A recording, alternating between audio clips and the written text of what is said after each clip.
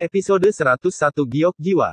Setelah menyelesaikan itu, ekspresi Wang Lin menjadi lebih serius saat dia menatap simbol di sarung pedang. Dia membentuk segel dengan kedua tangannya dan dia mengeluarkan seteguk energi spiritual biru. Saat energi spiritual biru menyentuh sarung pedang, nyala api biru mengelilinginya. Tampaknya tidak tepat untuk menyebutnya api. Meski berbentuk nyala api, namun tidak memiliki suhu api. Faktanya, saat nyala api ini muncul, suhu seluruh ruangan turun. Wang Lin bahkan tidak berkedip saat dia mengendalikan api dingin untuk memurnikan sarung pedang. Nyala api dingin ini adalah sesuatu yang dia hasilkan ketika mencoba menyalin api inti seorang kultivator formasi inti. Karena dia tidak punya siapapun untuk diajak berkonsultasi, dia sangat berhati-hati dalam hal itu. Setelah berteori dalam waktu yang lama, dia percaya bahwa api dinginnya cukup untuk memurnikan sarung pedang. Waktu perlahan berlalu. 3 hari kemudian, Ye Zizai kembali ke dataran di atas mayat sekte seperti meteor. Saat kakinya menyentuh tanah, dia menghilang tanpa jejak. Ketika dia muncul kembali, dia sudah berada di dalam kamarnya sendiri. Dia sangat gelisah ketika memikirkan kesepakatannya dengan 3 sekte iblis lainnya. Ujian kualifikasi untuk memasuki medan pertempuran asing pernah dimenangkan oleh sekte iblis sebelumnya, tetapi sekarang ada Punan Zi dan sekte Suandao-nya, jadi hasilnya tidak pasti. Alisnya terkunci saat dia bergumam, apakah kamu yakin bisa membunuh Punan Zi? Suara serak keluar dari tubuh Ye Zizai. Meskipun junior itu hanya berada di tahap pertengahan Nas Chen Sol, dia berada di puncak tahap pertengahan. Jika beruntung, dia bisa menembus tahap akhir dalam waktu 100 tahun dan menjadi master negara kultivasi peringkat 3. Jika penguasaan bola saya sudah lengkap, dia tidak akan menjadi masalah besar, tapi saat ini, saya tidak ingin membuat masalah menjadi lebih rumit. Ye Zizai merenung lama dalam diam. Setelah sekian lama, dia mengeluarkan sepotong batu giok. Batu giok itu berwarna hijau dengan titik-titik darah berkedip tanpa henti. Semua murid fondasi pendirian dari Gua 77 hingga 99 segera berkumpul di Gua 36. Setelah dia selesai berbicara, dia merenung sejenak dan melihat ke sudut tempat dia menyegel Adai. Kemudian, dia mengambil keputusan. Dia meletakkan batu giok di dahinya, lalu membuangnya. Murong sedang berkultivasi ketika matanya tiba-tiba terbuka ketika sebuah batu giok di tasnya terbang keluar dengan sendirinya. Ekspresinya sedikit berubah dan dia mengambilnya dengan ekspresi gelisah. Setelah sekian lama, dia menghela nafas dan bergumam, untung saya berhasil menembus tahap awal hingga pertengahan fondasi pendirian 3 tahun lalu dan melompat dari Gua 82 ke 72, atau hidup saya akan dalam bahaya kali ini. Tiba-tiba, asap hijau muncul di hadapannya, membentuk sepotong batu giok. Murong tercengang. Setelah dia memindai batu giok itu, dia mencibir dan berbalik ke arah Gua Wang Lin. Setelah beberapa saat, dia tiba di Gua Wang Lin. Melihat gua itu disegel, dia menekankan tangannya ke pintu masuk dan menggunakan energi spiritualnya untuk mengguncang gua. Setelah itu, dia berteriak, leluhur pertama sedang mengumpulkan para kultivator fondasi pendirian di Gua 36. Saya di sini untuk memandu Anda ke sana. Setelah tidak menerima balasan, dia mengerutkan kening. Dari pesan leluhur pertama tadi, Wang Lin tampaknya tidak disukai. Juga, sebelum leluhur pertama pergi, dia memerintahkan dia dan beberapa kultivator fondasi lainnya untuk menjaga Wang Lin. Kesimpulannya, Wang Lin seperti seorang tahanan. Tapi Murong sangat pintar. Dia tidak akan mengatakan semua ini dengan lantang. Tepat pada saat itu, gua yang tersegel terbuka dengan suara retak. Wang Lin yang lelah keluar. Murong memandang Wang Lin dan tersenyum, leluhur, apa yang terjadi padamu? Wang Lin tidak menjawab, tapi mengeluarkan batu giok biru tua dan berkata, saudaramu, tolong bimbing saya ke Gua 36. Murong tidak keberatan. Dia mengangguk dan berjalan di depan Wang Lin. Cahaya dingin melintas di mata Wang Lin saat dia dengan dingin tersenyum di dalam hatinya. Meskipun dia tidak dapat sepenuhnya menyempurnakan sarung pedang dalam 3 hari ini, dia sekarang dapat mencapai 4/5 bagian dari sarung pedang, meningkatkan kekuatan pedang terbangnya secara signifikan. Mereka berjalan melewati gua satu demi satu hingga memasuki gua raksasa dengan 16 pilar batu. Di atas setiap pilar batu ada bola api biru. Cahaya hantu dari api biru membuat tempat itu terlihat sangat menyeramkan. Di dalam gua berdiri rapi 20 orang. Masing-masing dari mereka memiliki peti mati di belakang mereka. Peti mati itu memiliki berbagai bentuk, tetapi semuanya mengeluarkan aura yang kuat. Setelah memimpin Wang Lin ke sini, Murong memandang orang-orang yang hadir dengan tatapan rumit. Dia kemudian berbalik dan pergi tanpa berkata apa-apa. Wang Lin mengerutkan kening. Dia merasa ada yang tidak beres di sini. Setelah memeriksa orang-orang dengan cermat, dia menjadi lebih berhati-hati. Hampir semua orang di sini baru saja memasuki tahap pendirian fondasi dan semuanya tampak sangat bodoh, seperti tidak memiliki banyak kecerdasan. Tidak ada kultivator fondasi pendirian tahap menengah yang hadir, tetapi ada beberapa kultivator tahap akhir. Ketiganya jelas sangat berbeda, seperti perbedaan antara orang mati dan orang hidup. Pupil mata Wang Lin menyusut ketika gas keluar dari 16 api biru. Gas tersebut berkumpul dan membentuk bentuk Ye Zizai. Wang Lin memperhatikan bahwa setelah dia muncul, mata semua orang di gua dipenuhi dengan kekaguman. Tatapan Ye Zizai menyapu semua orang. Pandangannya berhenti pada Wang Lin selama beberapa detik. Dia dengan jelas mengatakan, medan pertempuran asing yang dibuka setiap 100 tahun sekali akan segera terbuka kembali. Untuk mendapatkan hak masuk, kita mungkin melawan sekte ortodoks. Aturannya adalah para kultivator formasi inti dan jiwa yang baru lahir tidak diizinkan masuk. Segera, kalian semua akan diteleportasi ke lembah Jueming. Du Chen akan bertanggung jawab atas semua orang di sana. Du Chen, kemarilah. Seorang pria parubaya berpakaian hitam berjalan mendekat. Wang Lin memandangnya dan melihat bahwa dia adalah salah satu dari 3 kultivator fondasi pendirian tahap akhir yang telah memasuki ranah formasi inti semu. Ini adalah tanda untuk memasuki medan pertempuran asing. Pertahankan dengan baik. Ingat, tujuan dari kompetisi ini adalah untuk mencuri token lainnya.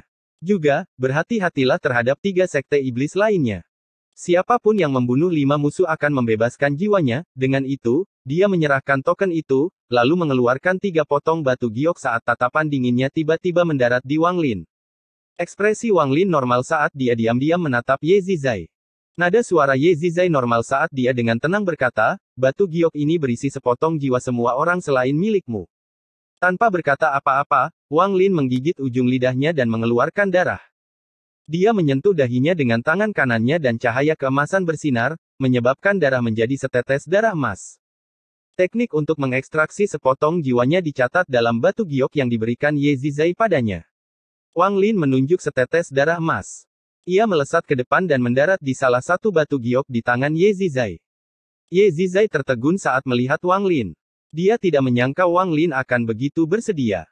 Awalnya, dia bersiap untuk langsung membunuh Wang Lin jika dia menolak. Dia sudah membuat keputusan untuk tidak menggunakan Wang Lin sebagai boneka mayat atau target kepemilikan lagi. Lagi pula, selain metode kultivasi yang aneh, bakat Wang Lin tidak sebaik yang telah dia persiapkan. Salah satu dari orang-orang yang telah dia persiapkan untuk tubuh atau boneka mayatnya memiliki bakat lebih dari Wang Lin, jadi pada akhirnya dia memilih Adai. Setelah melihat Wang Lin mematuhi perintah, Ye Zizai memandang Wang Lin dan melambaikan tangannya. Sebuah gua raksasa terbuka. Di dalam sangat gelap dan ada kekuatan isap yang datang dari dalam. Ye Zizai melemparkan 3 batu giok yang berisi potongan jiwa setiap orang ke arah Du Chen dan 2 orang lainnya.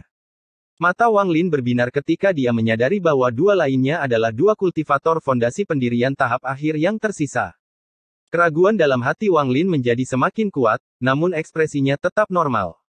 Dia dengan hati-hati mengingat kultivator yang memegang batu giok yang berisi sebagian jiwanya. Ye Zizai dengan lembut berkata, ayo, aku akan menunggu kabar baiknya. Du Chen dengan hormat mengangguk. Dialah orang pertama yang masuk ke dalam gua raksasa dan menghilang. Ekspresi Wang Lin normal. Dia tidak ragu sama sekali saat dia menghilang dari sekte mayat. Setelah semua orang pergi, suara serak bergema di dalam gua. Ye Zizai, dengan 20 lebih boneka dan bocah itu sebagai korban, setelah boneka mengkonsumsinya, tingkat kultivasi mereka akan melonjak ke formasi inti semu. Kali ini, kualifikasi mayat sekte terjamin. Ye Zizai dengan tenang berkata, energi yin dalam Wang Lin sangat murni, jadi dia pasti memiliki beberapa rahasia padanya. Jika itu terjadi beberapa tahun sebelumnya, saya akan meluangkan waktu untuk menyelidikinya sedikit, tetapi sekarang saya hanya punya waktu 3 bulan lagi untuk hidup. Hari di mana medan pertempuran asing dibuka adalah hari di mana aku mati, jadi tidak ada gunanya lagi. Karena aku tidak akan menggunakan tubuhnya, sebaiknya gunakan itu sebagai makanan boneka mayat untuk meningkatkan kekuatan mereka. Luo Cha, saya akan meminta Anda untuk meningkatkan Adai ke tahap formasi inti. Setelah medan pertempuran asing terbuka, carikan aku boneka mayat yang bagus. Sebagai imbalannya, saya akan melakukan perjalanan ke hutan untuk membantu Lord Zi merasuki saudara seperguruan junior saya, Wu Yu. Suara serak itu tertawa terbahak-bahak dan setuju. Lembah Jueming berada di tepi selatan Zhao. Lembah itu sangat besar. Itu berisi beberapa hutan dan sungai. Sebagai tempat yang digunakan untuk kompetisi memasuki medan pertempuran asing, kawasan ini diselimuti kabut sepanjang tahun. Pada titik ini, di wilayah utara lembah, sebuah pintu besar muncul ketika para kultivator dengan peti mati di belakang mereka melayang keluar satu per satu. Setelah orang terakhir muncul, pintu raksasa itu berubah menjadi titik cahaya keemasan dan perlahan menghilang. Tepat pada saat itu, 3 kultivator fondasi pendirian tahap akhir hendak menghancurkan batu giok yang berisi potongan jiwa dengan tangan mereka. Episode 102 Duka Bencana 1. Wang Lin mengawasi orang yang memegang batu giok yang berisi sebagian jiwanya. Saat dia melihat ketiganya hendak menghancurkan batu giok itu, dia membuka mulutnya. Pedang terbang berwarna hijau terbang dan menyerang ketiganya. Saat lampu hijau muncul, suhu di area tersebut turun. Pedang terbang yang dimurnikan oleh darah Wang Lin juga telah berubah setelah Wang Lin mulai mengolah metode kenaikan dunia bawah. Energi yin telah memasuki pedang terbang. Energi yin pada pedang itu sangat kejam. Semua tanaman di area tersebut tiba-tiba membeku. Bahkan semua kultivator fondasi pendirian tahap awal merasa tubuh mereka mati rasa ketika embun beku mulai terbentuk di pakaian mereka. Kultivator yang memegang batu giok yang berisi sepotong jiwa Wang Lin terkejut. Dia tidak punya waktu untuk menghancurkan batu giok itu. Yang bisa dia lakukan hanyalah segera kembali. Tapi bahkan dalam mimpinya pun dia tidak menyangka pedang terbang itu mulai bersenandung lalu tiba-tiba menghilang dari pandangannya. Dia dengan cepat membuang harta magis untuk membela diri, tapi sudah terlambat. Pedang terbang itu muncul 1 meter dari kultivator dan menembus tenggorokannya. Darah menyembur keluar dari tempat pedang itu ditusuk. Dia menahan tenggorokannya dengan kedua tangannya saat dia terjatuh dengan ekspresi tidak percaya di wajahnya. Wang Lin melompat. Dia mengambil batu giok itu dan melemparkannya ke dalam tasnya. Semua ini terjadi terlalu cepat. Menyebutnya sebagai sambaran petir sangatlah tepat. Pada saat yang sama, 2 kultivator lainnya telah menghancurkan batu giok mereka. Asap berwarna merah muda muncul dan menyebar seperti gelombang ke area sekitar. Saat peti mati yang dibawa oleh murid-murid sekte mayat bersentuhan dengan asap merah muda, suara garukan terdengar dari dalam peti mati. Seolah-olah orang sedang berbaring di peti mati dan menggaruk bagian dalamnya dengan kuku. Melihat para kultivator fondasi, mereka semua tampak seperti berada di bawah pengaruh teknik pengikatan. Mereka tidak bisa bergerak sama sekali. Setelah menghancurkan batu giok, 2 kultivator fondasi pendirian tahap akhir bahkan tidak melihat ke arah Wang Lin saat mereka kembali ke gerbang yang akan runtuh. Keduanya menghilang ke dalam gerbang dalam sekejap dan kemudian gerbang itu menghilang menjadi titik cahaya keemasan dan menghilang tanpa jejak. Wang Lin tidak mengatakan sepatah kata pun. Dia dengan cepat mundur ketika dia melihat murid-murid sekte mayat dan mulai merenung. Suara garukan semakin keras, hingga salah satu peti mati pecah dan ada tangan yang terulur, disusul suara nafas yang berat. Perlahan, mumi berambut hitam panjang duduk di peti mati. Matanya memancarkan cahaya hijau saat mengamati sekelilingnya hingga tatapannya akhirnya tertuju pada tuannya. Mata merahnya menjadi dingin saat ia menjerit dan meraih tuannya. Ia bernapas dengan kejam melalui hidungnya. Kultivator fondasi tahap awal gemetar ketika tubuhnya berubah menjadi gas putih. Gas putih tersebut dihirup oleh boneka mayat tersebut. Di saat yang sama, tubuh mumi yang layu mulai pulih. Tidak lama kemudian, kultivatornya menjadi sekantung tulang sedangkan boneka mayat telah kembali ke wujud manusia. Boneka mayat itu menghisap lagi dan kultivatornya menjerit dan mati. Gas kuning keluar dari tubuh kultivator. Boneka mayat itu mengambil gas kuning itu dan memasukkannya ke dalam mulutnya. Tak lama kemudian, boneka mayat tersebut berubah hingga tampak persis seperti kultivator yang baru saja meninggal. Pada saat yang sama, satu persatu peti mati pecah dan satu demi satu tangan boneka mayat terulur. Semua boneka mayat ini menyerang tuannya begitu mereka melarikan diri. Tidak semua boneka mayat melakukan hal ini. Sekitar boneka mayat keluar dan hanya berdiri di sana, bingung. Wang Lin tertegun saat melihat pemandangan di depannya. Semua boneka mayat yang telah berubah menjadi sesuatu yang menyerupai tuannya memiliki kultivasi fondasi pendirian tahap akhir. Wang Lin menatap orang-orang aneh ini. Kulit kepalanya mati rasa saat dia perlahan mundur. Jeritan segera terdengar dari arah itu. Semua boneka mayat yang telah mengambil wujud tuannya melompat ke arah murid sekte mayat yang tersisa. Darah dan bagian tubuh beterbangan di udara. Wang Lin berbalik dan melarikan diri tanpa sepatah kata pun. Setelah melarikan diri jauh, Wang Lin berhenti tepat di luar hutan.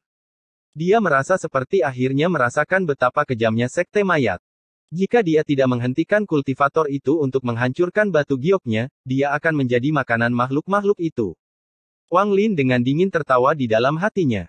Dia tahu bahwa lembah Jueming ini sangat berbahaya karena sekte ortodoks dan sekte iblis berkumpul di sini untuk bersaing memperebutkan hak memasuki medan pertempuran asing.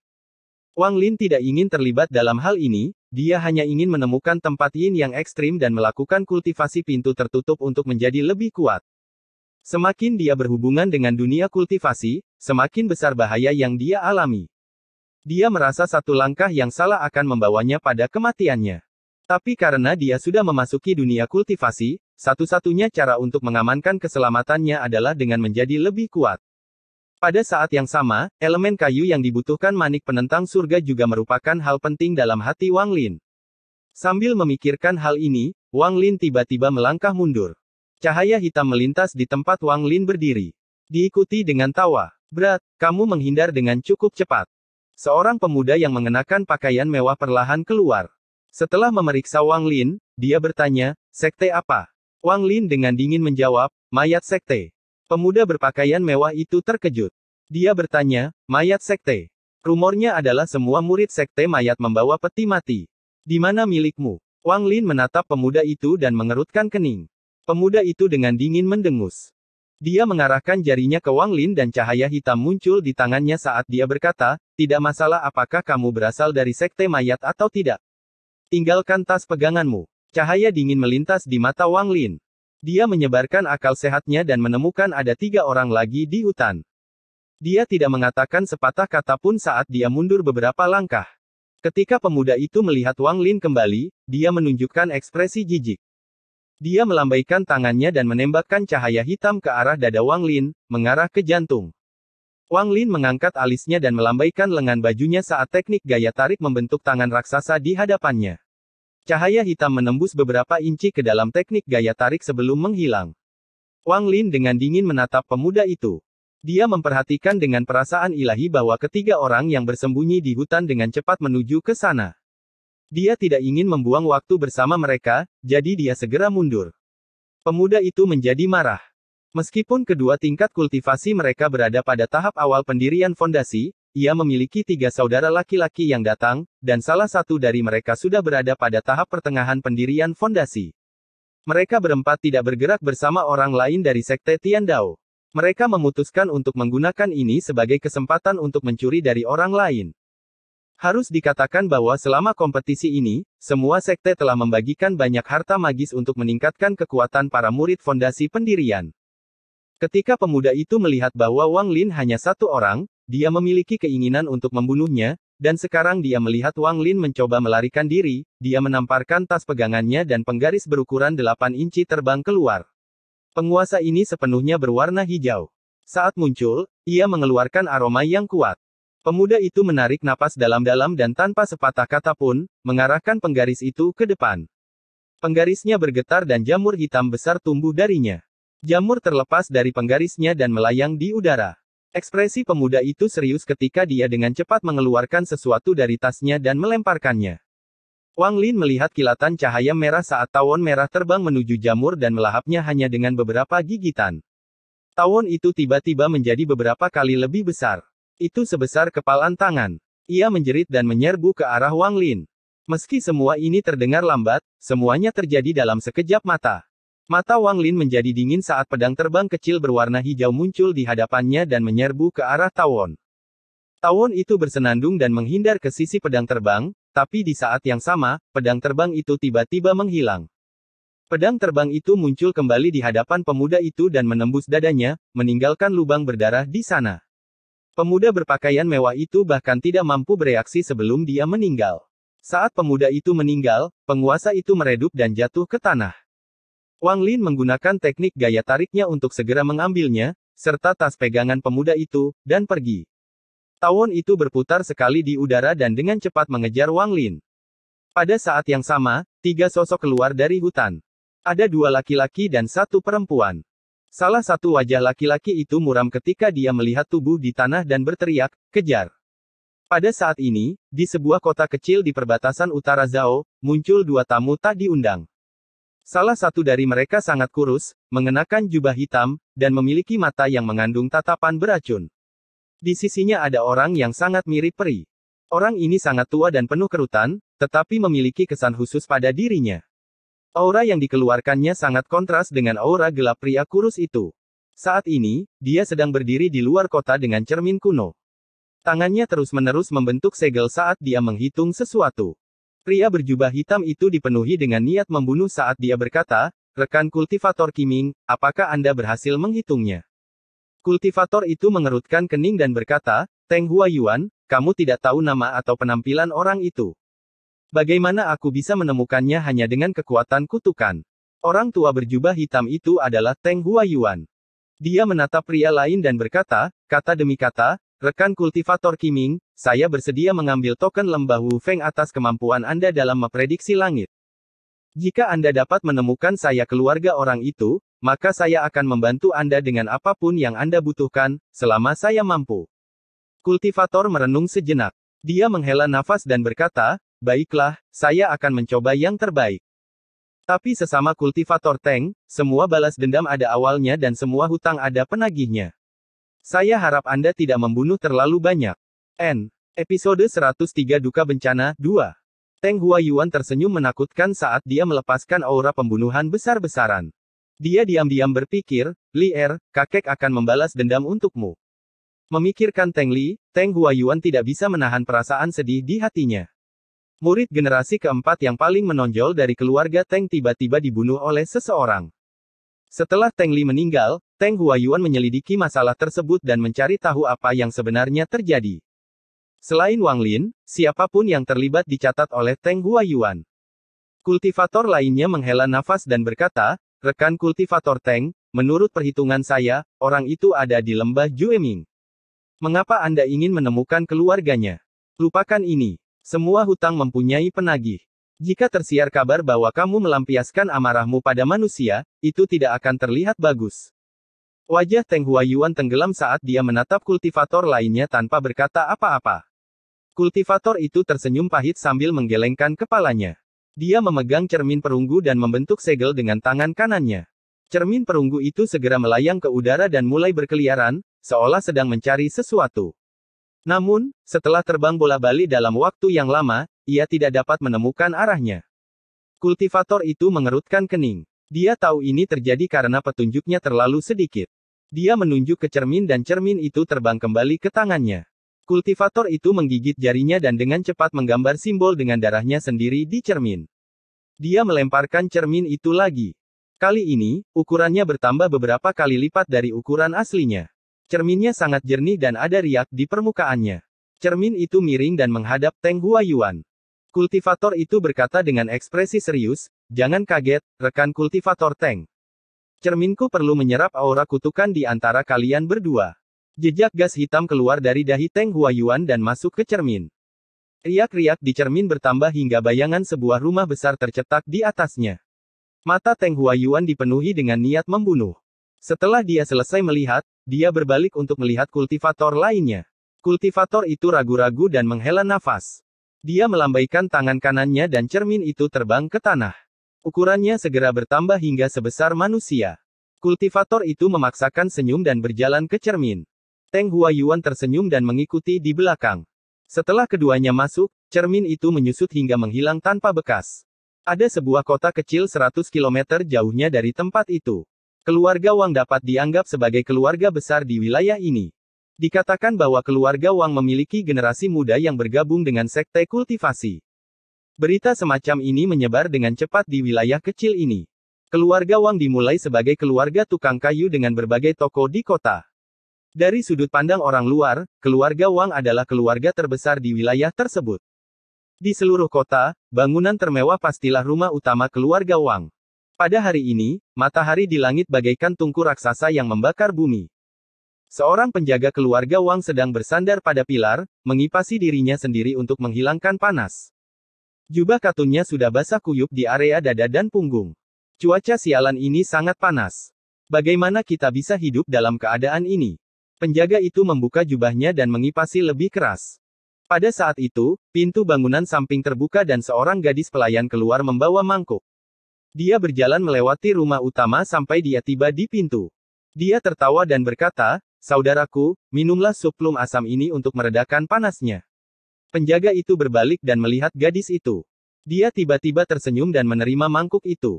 Dia meminum semuanya sekaligus. Dia segera merasakan sensasi sejuk di tubuhnya dan menghela nafas. Para master benar-benar tahu cara menikmati diri mereka sendiri. Sup plum asam dingin ini sungguh enak. Adik perempuan, ketika kamu keluar, kamu tidak membiarkan Tuan Muda Hao melihatmu, kan? Gadis itu mengambil kipas angin dan membantu mengipasi penjaga sambil tersenyum dan berkata, "Saudaraku, kamu bisa tenang. Tuan Muda tidak melihatku. Saya menggunakan momen ketika dia tidak ingin keluar. Selain itu, Tuan Muda Hao adalah orang yang sangat baik, jadi meskipun dia melihatku, tidak akan ada masalah." Penjaga itu menikmati adik perempuannya mengipasinya. Dia mengangguk dan berkata, "Itu benar. Tuan Muda Hao adalah makhluk abadi, bagaimana dia bisa diganggu dengan kita? Adik perempuan, kamu harus lebih banyak pamer. Jika kamu menarik perhatian Tuan Muda Hao dan menjadi selirnya, maka saudaramu di sini akan mendapatkan kemudahan. Berikan saja saya pekerjaan sebagai staf rumah tangga dan saya akan bahagia." Pipi gadis itu menjadi merah saat dia memutar matanya ke arah kakaknya dan berkata, "Saudaraku, kamu sudah bekerja untuk keluarga Wang lebih lama dariku. Saya mendengar bahwa ada total 3 tuan muda yang dipilih oleh makhluk abadi, tetapi saya telah berada di sini selama 3 tahun sekarang dan selain Tuan Muda Hao, saya hanya melihat Tuan Muda Zuo sekali. Di mana orang ketiga?" Penjaga itu dengan bangga berkata, "Saya tahu ini. Tuan Muda ketiga itu bernama Wang Lin. Dia tidak bisa dibandingkan dengan Tuan Muda Hao dan mereka. Kudengar dia adalah..."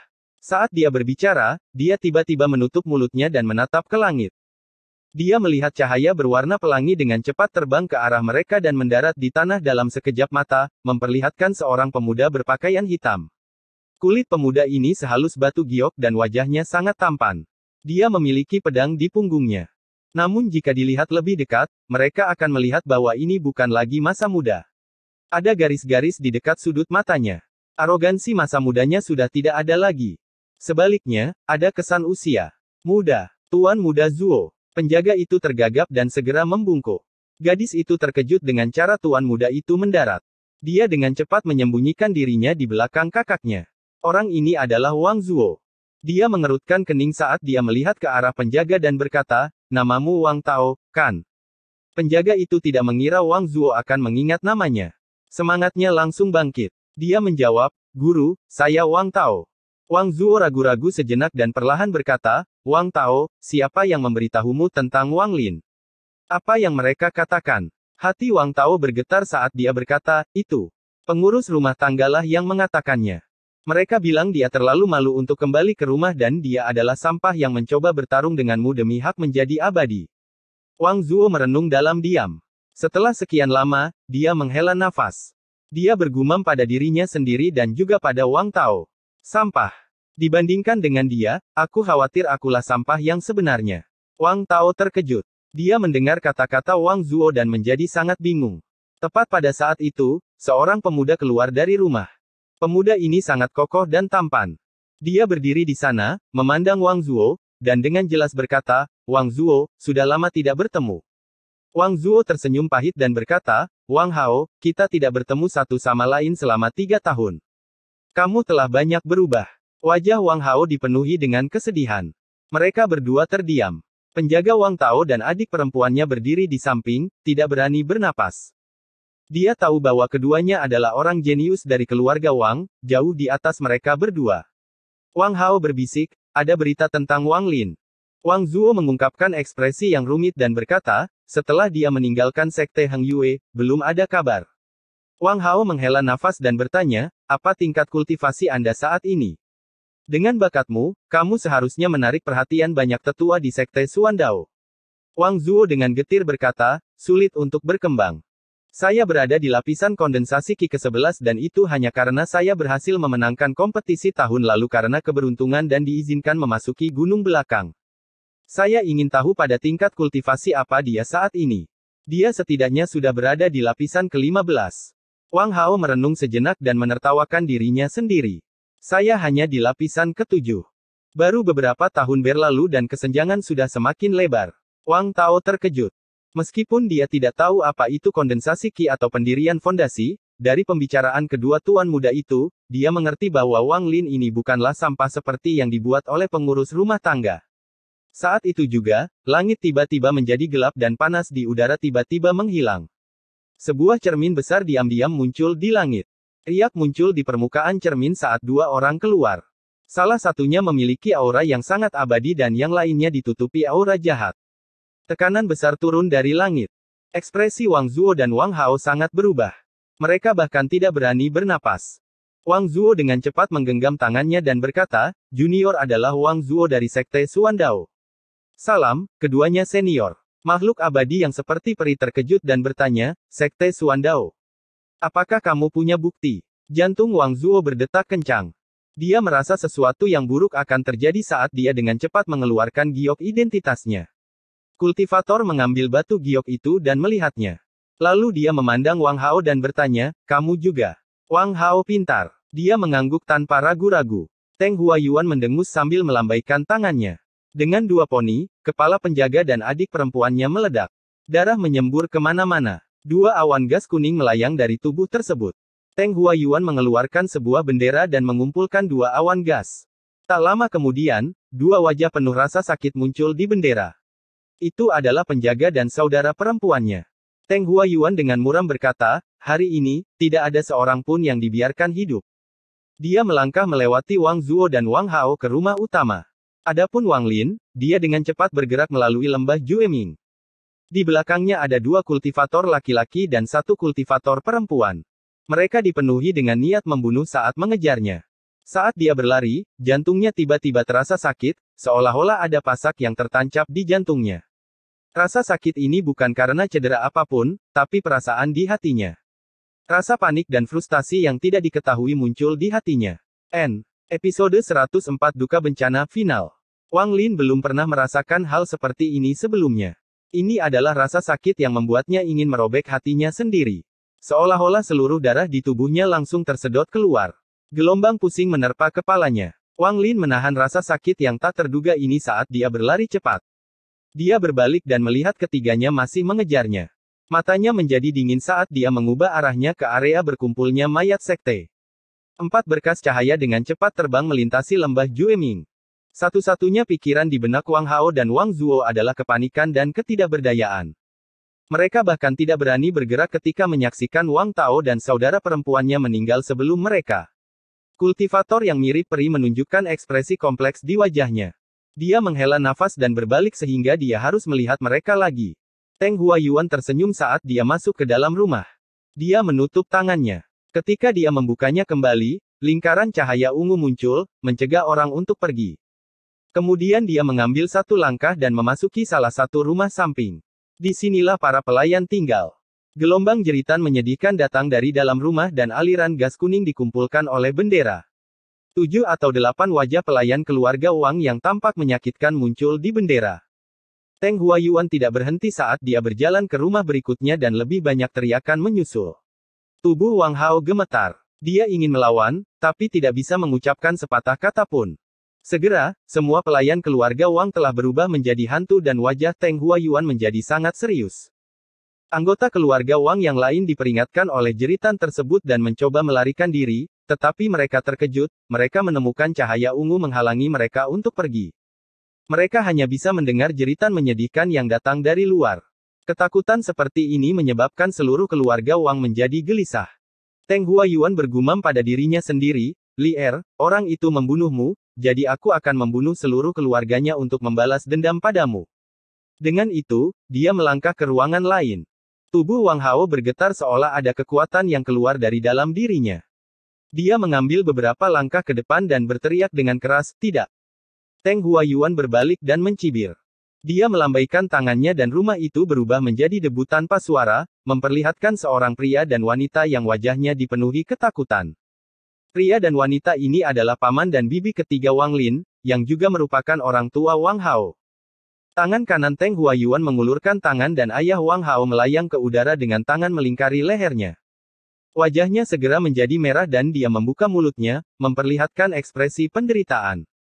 Mata Wang Hao memerah saat air mata mengalir. Dia meraung dan hampir kehabisan tenaga ketika Wang Zuo menahannya. Wang Zuo berbisik, "Wang Hao, jangan gegabah. Orang itu adalah seorang kultivator jiwa yang baru lahir." Teng Huayuan mencibir. Tangan kanannya tertutup. Dengan keras, kepala ayah Wang Hao berubah menjadi bubur. Tubuhnya jatuh ke tanah, lalu jiwanya keluar dan dikumpulkan oleh bendera. Tidak. Suara Wang Hao menjadi serak. Dia merasakan sakit di dadanya saat dia batuk darah. Dia melihat tubuh ayahnya dan bergumam, "Kenapa? Kenapa?" Teng Huayuan sekali lagi menangkap ibu Wang Hao, menghancurkan tengkoraknya, dan melemparkannya ke hadapan Wang Hao. Tubuh Wang Hao bergetar saat dia mengeluarkan lebih banyak darah dan akhirnya pingsan. Dia memegang tubuh ibunya. Air mata mengalir dari matanya saat dia berteriak, "Kenapa?" Ekspresi Teng Huayuan menjadi gelap. Dia melambaikan tangannya dan di bawah cahaya ungu yang bersinar, semua rumah berubah menjadi debu. Ada sekitar 40 orang di lapangan. Semuanya adalah anggota keluarga Wang. Para wanita mulai menangis. Mereka semua dipenuhi rasa takut. Selain orang yang masih hidup, yang ada hanya mayat tanpa kepala. Teng Huayuan tersenyum sambil meraih seseorang. Orang ini adalah paman ketiga ayah Wang Lin. Dia saat ini adalah anggota paling senior di keluarga Wang. Dikelilingi oleh teriakan, jiwanya diambil oleh Teng Huayuan dan dia meninggal. Wang Hao menatap pemandangan itu dengan tercengang. Dia bahkan tidak menyadari bahwa tangan yang digunakan Wang Zuo untuk menjepitnya telah mengukir bekas darah di tubuhnya. Wang Zuo tidak berani melihat orang tuanya di antara kerumunan. Dia menurunkan matanya yang merah. Paman keempat Wang Lin sudah lama tinggal di hutan belantara, jadi dia jauh lebih berani daripada kebanyakan orang. Dia tersenyum masam dan sepertinya telah memikirkan semuanya. Istrinya meninggal 1 tahun yang lalu dan putranya telah dikirim ke sekte seni bela diri, jadi dia sudah pergi. Dia bertanya, dengan suara nyaring. "Abadi, apa yang telah dilakukan keluarga Wang saya hingga menyinggung perasaan Anda? Saya tahu kita manusia seperti semut di mata Anda, tetapi bahkan semut pun berhak mengetahui apa penyebab semua ini." Kultivator yang mirip peri mengeluarkan suara terkejut saat dia memeriksa pria ini. "Mengapa?" Teng Huayuan menunjuk beberapa kali dan beberapa orang lagi meninggal. Darah menyembur kemana-mana dari tubuh mereka yang berantakan dan terpotong-potong. "Seseorang dari keluarga Wangmu berani membunuh cicitku, jadi aku memutuskan untuk membunuh seluruh keluarganya." Dengan itu, dia menghantam udara dengan tangan kanannya dan lebih dari 10 orang tewas. Wang Hao berjuang untuk melepaskan diri dari Wang Zuo dan hendak menyerang ke depan ketika Wang Zuo menekannya lagi. Wajah Wang Zuo dipenuhi air mata saat dia berbisik, "Wang Hao, tidak peduli bagaimana keadaannya sebelumnya, kita harus hidup. Hanya dengan hidup kita bisa membalas dendam." Paman keempat Wang Lin tersenyum pahit dan berkata, "Abadi, bagaimana mungkin seseorang dari keluarga Wang saya bisa membunuh cicit Anda? Dalam ratusan tahun terakhir ini, keluarga Wang saya hanya memiliki 3 makhluk abadi." Dia tiba-tiba berhenti seolah dia menyadari sesuatu. Di antara orang-orang yang selamat, ayah Wang Zuo berlutut di tanah dan berkata, "Abadi, apakah orang yang membunuh cicitmu bernama Wang Lin?"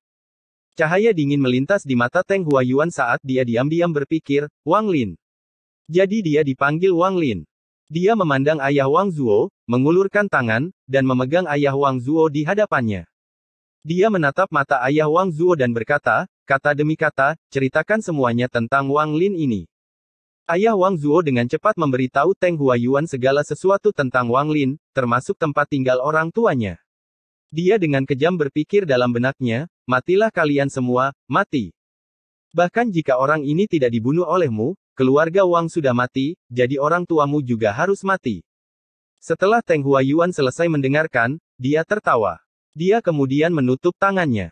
Saat dia membukanya, bola petir muncul. Dia dengan santai mendorongnya ke depan dan gelombang melingkar menyebar. Ayah Wang Zuo adalah yang paling dekat. Saat menyentuh gelombang kejut tersebut, tubuhnya bergetar dan berubah menjadi debu beserta pakaiannya. Ketika riak-riak itu menyebar, semua orang yang menyentuhnya mati dan jiwa mereka dikumpulkan oleh bendera. Ketika riak itu hendak mengenai paman keempat Wang Lin, dia sudah menutup matanya, tetapi cahaya putih lembut menutupi tubuhnya dan menghalangi riak bola petir. Teng Huayuan berbalik dan menatap kultivator yang seperti peri itu. Kultivator itu menghela nafas dan berkata, "Rekan kultivator Teng, biarkan orang ini hidup. Dia berguna bagiku." Teng Huayuan mencibir sambil menunjuk ke arah Wang Zuo dan Wang Hao dan berkata, kalau begitu, kamu tidak akan ikut campur dalam masalah ini dengan mereka berdua. Kultivator itu tersenyum ringan ketika dia melihat ke arah Teng Huayuan dan berkata, rekan kultivator Teng, mengapa Anda menanyakan pertanyaan yang begitu jelas? Tentu saja saya tidak akan menghentikan Anda, tetapi jika senior Punan Zi bertanya, saya harus mengatakan yang sebenarnya kepadanya. Teng Huayuan memandangi kultivator yang seperti peri itu. Setelah sekian lama, dia menginjak kakinya dan seluruh harta keluarga Wang berubah menjadi puing-puing. Adapun Wang Zuo dan mereka, dia bahkan tidak melihat mereka saat dia terbang menuju orang tua Wang Lin. Tubuh Wang Zuo gemetar saat dia melihat reruntuhan. Setelah merenung sejenak, dia berlutut di tanah dan bersujud. Dahinya berdarah dan ekspresinya sangat serius. Wang Hao mengatupkan giginya. Dia tertawa sedih dan terjatuh. Wang Zuo bangkit dan menjemput Wang Hao. Dia membungkuk ke arah kultivator seperti peri dan terbang menuju sekte Suandao. Semua ingatannya tentang keluarga Wang terhapus. Kultivator yang seperti peri menghela nafas dan berpikir, ini benar-benar dosa. Saya tidak tahu apakah yang saya lakukan itu benar atau salah. Tapi pria parubaya ini benar-benar tidak normal. Saya akan menyelamatkan siapapun yang saya bisa. Memikirkan hal itu, dia melambaikan lengan bajunya dan menghilang dari kediaman keluarga Wang bersama dengan paman keempat Wang Lin. Teng Huayuan segera tiba di desa kecil tempat orang tua Wang Lin tinggal. Bersamanya ada sebuah bendera kecil dengan lebih dari 100 wajah keluarga Wang. Semuanya memasang ekspresi yang sangat menyakitkan. Gelombang jeritan menyedihkan datang dari bendera, menimbulkan gelombang angin dingin. Setelah tiba di desa, dia menyebarkan akal sehatnya. Dia segera menemukan rumah Wang Lin dan bergegas menuju ke sana. 15 menit kemudian, Teng Huayuan keluar dari rumah Wang Lin. Tangan kanannya membentur bendera dan itu tumbuh menjadi ukuran raksasa saat Teng Huayuan memuntahkan darah yang baru lahir. Semburan jeritan datang dari bendera saat riak muncul di sana. Perlahan-lahan, riak-riak itu menghilang, menampakkan sebuah gambar. Gambar ini menunjukkan Wang Lin dengan cepat bergerak melewati hutan. Teng Huayuan tersenyum dan tangan kanannya menunjuk ke gambar itu. Adapun Wang Lin, di bawah pengaruh perasaan ngeri yang tidak dapat dijelaskan ini, dia memimpin ketiga pengejarnya menuju lokasi berkumpulnya mayat sekte. Rasa sakit yang tak terbayangkan. Rasa sakit yang tak terlukiskan. Rasa sakit seperti ini menenggelamkan Wang Lin seperti banjir. Kultivator sangat sensitif terhadap hal-hal tertentu. Wang Lin mengalami rasa panik yang belum pernah dia alami sebelumnya. Wajah orang tuanya muncul di hadapannya. Tak lama setelah itu, Wang Lin melihat pemandangan yang akan dia ingat seumur hidupnya. Tidak. Dua aliran darah mengalir dari matanya. Ekspresinya menyakitkan, tubuhnya bergetar, dan potongan energi spiritual Yin bergerak dengan keras di dalam tubuhnya, sepenuhnya di luar kendalinya.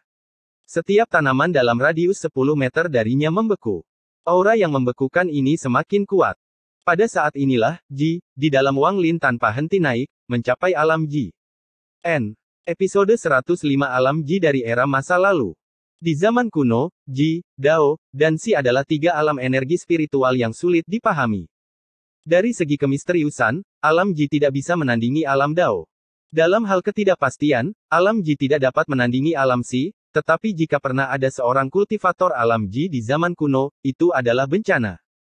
Meskipun alam Ji tidak semisterius alam Dao atau tidak dapat diprediksi seperti alam Si, dalam hal betapa menakutkannya, alam Ji dan dua alam lainnya tidak dapat dibandingkan. Kultivator dengan alam Ji, tanpa diragukan lagi, akan menjadi beberapa kali lebih kuat daripada kultivator lain pada tingkat yang sama dan energi spiritual mereka akan sepenuhnya didasarkan pada alam Ji. Akibatnya, satu-satunya kata untuk menggambarkan alam Ji adalah menakutkan. Di antara para kultivator dengan tingkat kultivasi yang sama, seorang kultivator alam Ji tidak terkalahkan. Namun, kelemahan alam Ji juga sangat jelas. Dengan alam Ji, seorang kultivator tidak akan pernah bisa mencapai tahap Spirit Severing. Tahap akhir dari Nas Chen Soul adalah batasnya. Namun, seorang kultivator alam jiwa baru lahir Ji tahap akhir adalah seseorang yang bahkan seorang kultivator pemutusan roh pun tidak ingin mengacaukannya. Jika hanya ini yang terjadi, maka alam Ji tidak akan dianggap menakutkan. Yang benar-benar menakutkan adalah di zaman kuno, ketika seorang kultivator transformasi jiwa sedang menjalani cobaan, orang-orang mengetahui bahwa dia memiliki alam Ji. Berita ini adalah sesuatu yang mengejutkan semua orang di dunia kultivasi kuno dan membuat mereka ketakutan. Harus dikatakan bahwa kultivator ini mengamuk di dunia kultivasi selama 3000 tahun. Dalam 3000 tahun itu, dia seperti raja dunia kultivasi. Jika ada yang tidak menyukainya, dia akan memusnahkan keluarga dan sekte mereka. Dalam 3000 tahun ini, menyebut namanya saja sudah membuat kulit orang merinding. Alam Ji adalah surga yang menentang keberadaan. Tidak hanya membuat seseorang tak terkalahkan dalam pertarungan melawan kultivator dengan tingkat kultivasi yang sama, energi spiritual yang dimasukkan ke dalam alam Ji dapat membawa teknik ke tingkat ekstrim. Semua ini sudah sangat membebani, tetapi ketika satu-satunya kelemahan karena tidak dapat mencapai tahap pemutusan roh dihilangkan, maka ketika seorang kultivator yang melewati tahap jiwa baru lahir dengan alam Ji muncul, itu benar-benar dapat dianggap sebagai bencana. Karena itu, setiap kali seorang kultivator alam Ji muncul, mereka diburu oleh semua kultivator lainnya. Alam Ji dianggap oleh dunia kultivasi kuno sebagai sesuatu yang benar-benar menantang surga. Jika jalur kultivasi iblis dianggap sebagai binatang buas, jika dibandingkan dengan alam Ji, itu hanyalah hewan peliharaan yang dijinakkan. Faktanya adalah bahwa di zaman kuno, studi tentang alam Ji tidak pernah berhenti, tetapi pada akhirnya, hanya ada beberapa pemahaman pengantar tentang alam Ji. Untungnya, hanya satu orang yang tampaknya mampu menembus batas pemutusan roh di alam Ji. Semua penerus alam Ji di generasi selanjutnya terjebak pada tahap akhir Naschen Soul. Sebagian besar catatan tentang alam Ji telah hilang selama berabad-abad. Saat ini, orang tidak tahu bagaimana alam Ji terbentuk atau bagaimana cara mendapatkannya. Hanya di perpustakaan sekte yang sangat besar di negara kultivasi peringkat tinggi terdapat beberapa deskripsi tentang alam Ji. Pada suatu saat di zaman kuno, seorang kultivator jenius lahir di negara Guni. Pada usia 10 tahun, dia telah mencapai tahap formasi inti dan sektenya dimusnahkan oleh sekte lain. 5 tahun kemudian, seorang kultivator misterius muncul dan dalam waktu 1 bulan, dia membunuh lebih dari 10.000 kultivator. Darah menutupi langit. Dengan hanya kultivasi jiwa baru lahir tahap awal, dia tidak hanya dapat dengan mudah membunuh orang lain yang memiliki peringkat yang sama dengannya, tetapi dia bahkan mampu membunuh para kultivator pemutusan roh. Pada akhirnya, sekte ortodoks dan iblis mengirimkan seorang kultivator transformasi jiwa dan akhirnya membunuhnya. Pada zaman kuno, negara air jernih dihancurkan dan raja negara tersebut memasuki sebuah sekte. 30 tahun kemudian, dia pergi dan melakukan pembunuhan besar-besaran terhadap semua kultivator. Tidak peduli apakah mereka laki-laki atau perempuan, tua atau muda, dia akan membunuh mereka. Hanya dalam 7 hari, tidak ada lagi kultivator yang tersisa di negara air jernih. Bahkan sektenya sendiri tidak dapat melarikan diri. Darah mewarnai tanah air jernih menjadi merah. Sama seperti negara-negara kultivasi yang lebih tinggi mempersiapkan para ahli untuk membunuhnya, darah di air jernih mendidih. Menggunakan darah untuk membunuh musuh-musuhnya, raja menghilang di tengah kekacauan. Beberapa orang percaya bahwa dia mengalami pembalasan ilahi. Semua hal ini memiliki satu kesamaan, semua kultivator ini memiliki alam Ji. Adapun bagaimana orang-orang ini memperoleh alam Ji, tidak ada yang tahu. Beberapa orang percaya bahwa mereka mengalami perubahan dan beberapa percaya bahwa mereka semua memiliki harta ajaib yang sama. Dengan warisan harta karun itu, siapapun yang memiliki harta karun itu akan memiliki alam Ji. Banyak spekulasi tersebar, tetapi dengan lenyapnya dunia kultivasi kuno, semua rumor ini pun punah.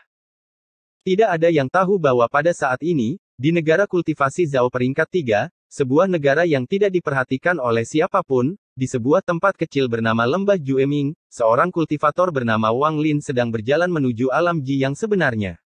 Jika Teng Huayuan mengetahui semua ini, maka bagaimanapun juga, dia bukanlah orang yang akan menjadi katalis bagi lahirnya seorang kultivator alam Ji. Wang Lin setengah berlutut di tanah. Segala sesuatu dalam jarak setengah lusin meter darinya tertutup es. Di dadanya, mutiara menentang surga memancarkan cahaya hitam yang belum pernah terlihat sebelumnya saat bergerak dan melayang di atas kepalanya. Teng Huayuan menggunakan koneksi Wang Lin dan keluarganya untuk meninggalkan pesan di benaknya. Aku akan menunggumu di luar lembah Jueming. Jika kamu tidak datang saat lembah itu terbuka, maka aku akan menghancurkan bendera jiwa dan jiwa keluargamu akan hilang selamanya. 2 kultivator pria dan 1 wanita dari sekte Tian Dao berhasil menyusul. Mereka tiba-tiba berhenti belasan meter jauhnya karena tanah yang tertutup es menyebabkan jantung mereka menegang. Pemuda di tengah es sangatlah menakutkan. Aura destruktif yang dia keluarkan bahkan membuat murid fondasi pendirian tahap pertengahan merinding. Setelah ragu-ragu sebentar, kultivator fondasi pendirian tahap pertengahan membuat keputusan. Dia melambaikan tangannya dan berkata, mundur. Saat dia hendak pergi, wanita itu menatap ke arah mutiara menentang surga di atas kepala Wang Lin dan berkata, saudara seperguruan senior, manik itu terlihat sangat familiar. Laki-laki lainnya berkata, ini adalah manik yang diceritakan nenek moyang kepada kita. Tunggu, tidak, ukiran pada manik ini berbeda. Manik yang nenek moyang tunjukkan kepada kita memiliki awan, tetapi yang ini memiliki dedaunan. Kultivator fondasi pendirian tahap pertengahan terkejut. Dia melihat lebih dekat dan segera menjadi lebih serius. Namun tak lama kemudian, keserakahan mencengkeram hatinya. Selain ukirannya, segala sesuatu tentang manik itu cocok dengan manik yang ditunjukkan nenek moyang kepada mereka. Pikiran tentang hadiah manik tiba-tiba terlintas di benaknya. Siapapun yang menyerahkannya akan diberikan harta sihir tingkat transformasi jiwa, sekte mereka akan menerima 10 boneka yang berada pada tingkat transformasi roh, dan peringkat negara mereka akan dinaikkan 1. Kultivator fondasi pendirian tahap pertengahan dengan tegas berkata, tidak masalah apakah itu benar atau tidak, kita harus mengambilnya. Perempuan itu mengeluarkan giok transmisi suara dan hendak mengirimkan pesan ketika kultivator fondasi pendirian tahap tengah menghentikannya dan berbisik, meskipun orang ini aneh, jika kita bertiga memberikan segalanya, kita pasti bisa membunuhnya. Jika Anda memberi tahu orang lain dan manik ini benar-benar yang ada di deskripsi, maka kreditnya pasti bukan milik kami. Begitu pula jika kita salah dan mempermasalahkannya, kita akan dimarahi. Apakah kamu bodoh? Gadis itu terkejut. Dia ragu-ragu sebentar, lalu menyingkirkan giok transmisi suara. Mereka bertiga segera mengeluarkan harta sihir mereka dan menggunakannya tanpa sepatah kata pun. Di saat yang sama, Wang Lin membuka matanya. Matanya tidak lagi merah. Mereka sebening air. Niat membunuh dalam jumlah besar keluar dari tubuhnya. Saat niat membunuh muncul, energi spiritual di tubuhnya bergerak. Efek pertama dari alam Ji menunjukkan kekuatannya. Melawan para kultivator dengan peringkat yang sama, alam Ji tidak terkalahkan. Menatap ketiganya, Wang Lin dengan murung melambaikan tangannya. Dengan kilatan cahaya biru, es di tanah bergerak dan langsung mengelilingi ketiganya. Ekspresi dan tindakan mereka membeku saat mereka bertindak. Wang Lin berdiri. Dia mengulurkan tangan kanannya dan mengambil mutiara menentang surga. Setelah dia meletakkannya kembali di dekat dadanya, dia bergerak melewati ketiganya. Retakan muncul di es yang menutupi ketiganya. Es pecah dan ketiganya tewas. Wang Lin diam-diam bergerak melalui lembah Jueming ketika pedang terbang tiba-tiba tiba di hadapannya. Seorang pria muda muncul. Tanpa berkata apa-apa, dia mengarahkan jarinya ke Wang Lin dan pedang terbang itu melesat ke arahnya. Wang Lin tidak berhenti bergerak. Saat terbang hendak menembus tubuhnya, es muncul di depan pedang dan dalam sekejap mata, pedang terbang itu membeku. Pemuda itu terkejut dan segera mundur. Dia awalnya melihat bahwa Wang Lin sendirian dan hanya pada tahap awal pendirian fondasi, jadi dia ingin datang ke sini, membunuh Wang Lin, dan mencuri hartanya. Namun, dia tidak menyangka Wang Lin bahkan tidak perlu bergerak untuk menghancurkan pedang terbangnya. Dia panik. Satu-satunya pikiran di benaknya adalah lari. Tapi sebelum dia bisa mundur beberapa langkah, seberkas cahaya hijau melintas. Pedang terbang kecil itu menembus dadanya. Tubuhnya berubah menjadi es dan jatuh ke tanah. Selama ini, Wang Lin tidak berhenti sedetik pun. Suatu hari kemudian, di suatu tempat di dalam lembah, ada 8 orang dari Sekte Iblis dan Ortodoks yang bertarung satu sama lain dengan beberapa orang dari masing-masing pihak mengawasi. Pada titik tertentu, sosok kesepian Wang Lin keluar. Dia berjalan ke depan seolah dia tidak bisa melihat mereka sama sekali. Di antara orang-orang yang menonton, seorang pria paruh baya dari Sekte Iblis mengerutkan kening. Tanpa berkata apa-apa, dia melemparkan jimat petir ke arah Wang Lin. Tiba-tiba, guntur muncul dari langit dan menghantam Wang Lin, tetapi ketika hendak menghantamnya, es muncul. Ia bahkan mampu membekukan benda tak berwujud seperti kilat. Adegan ini menyebabkan semua orang berhenti berkelahi saat mereka menatap Wang Lin dengan heran, yang berjalan ke arah mereka tanpa ekspresi apapun di wajahnya. Segera, dada pria paruh-baya yang membuang jimat itu bersinar hijau. Tubuhnya kemudian membeku dan dia mati. Semua orang terkejut. Sebelum mereka sempat bereaksi, Wang Lin sudah berada di depan mereka. Di depannya berdiri 4 orang.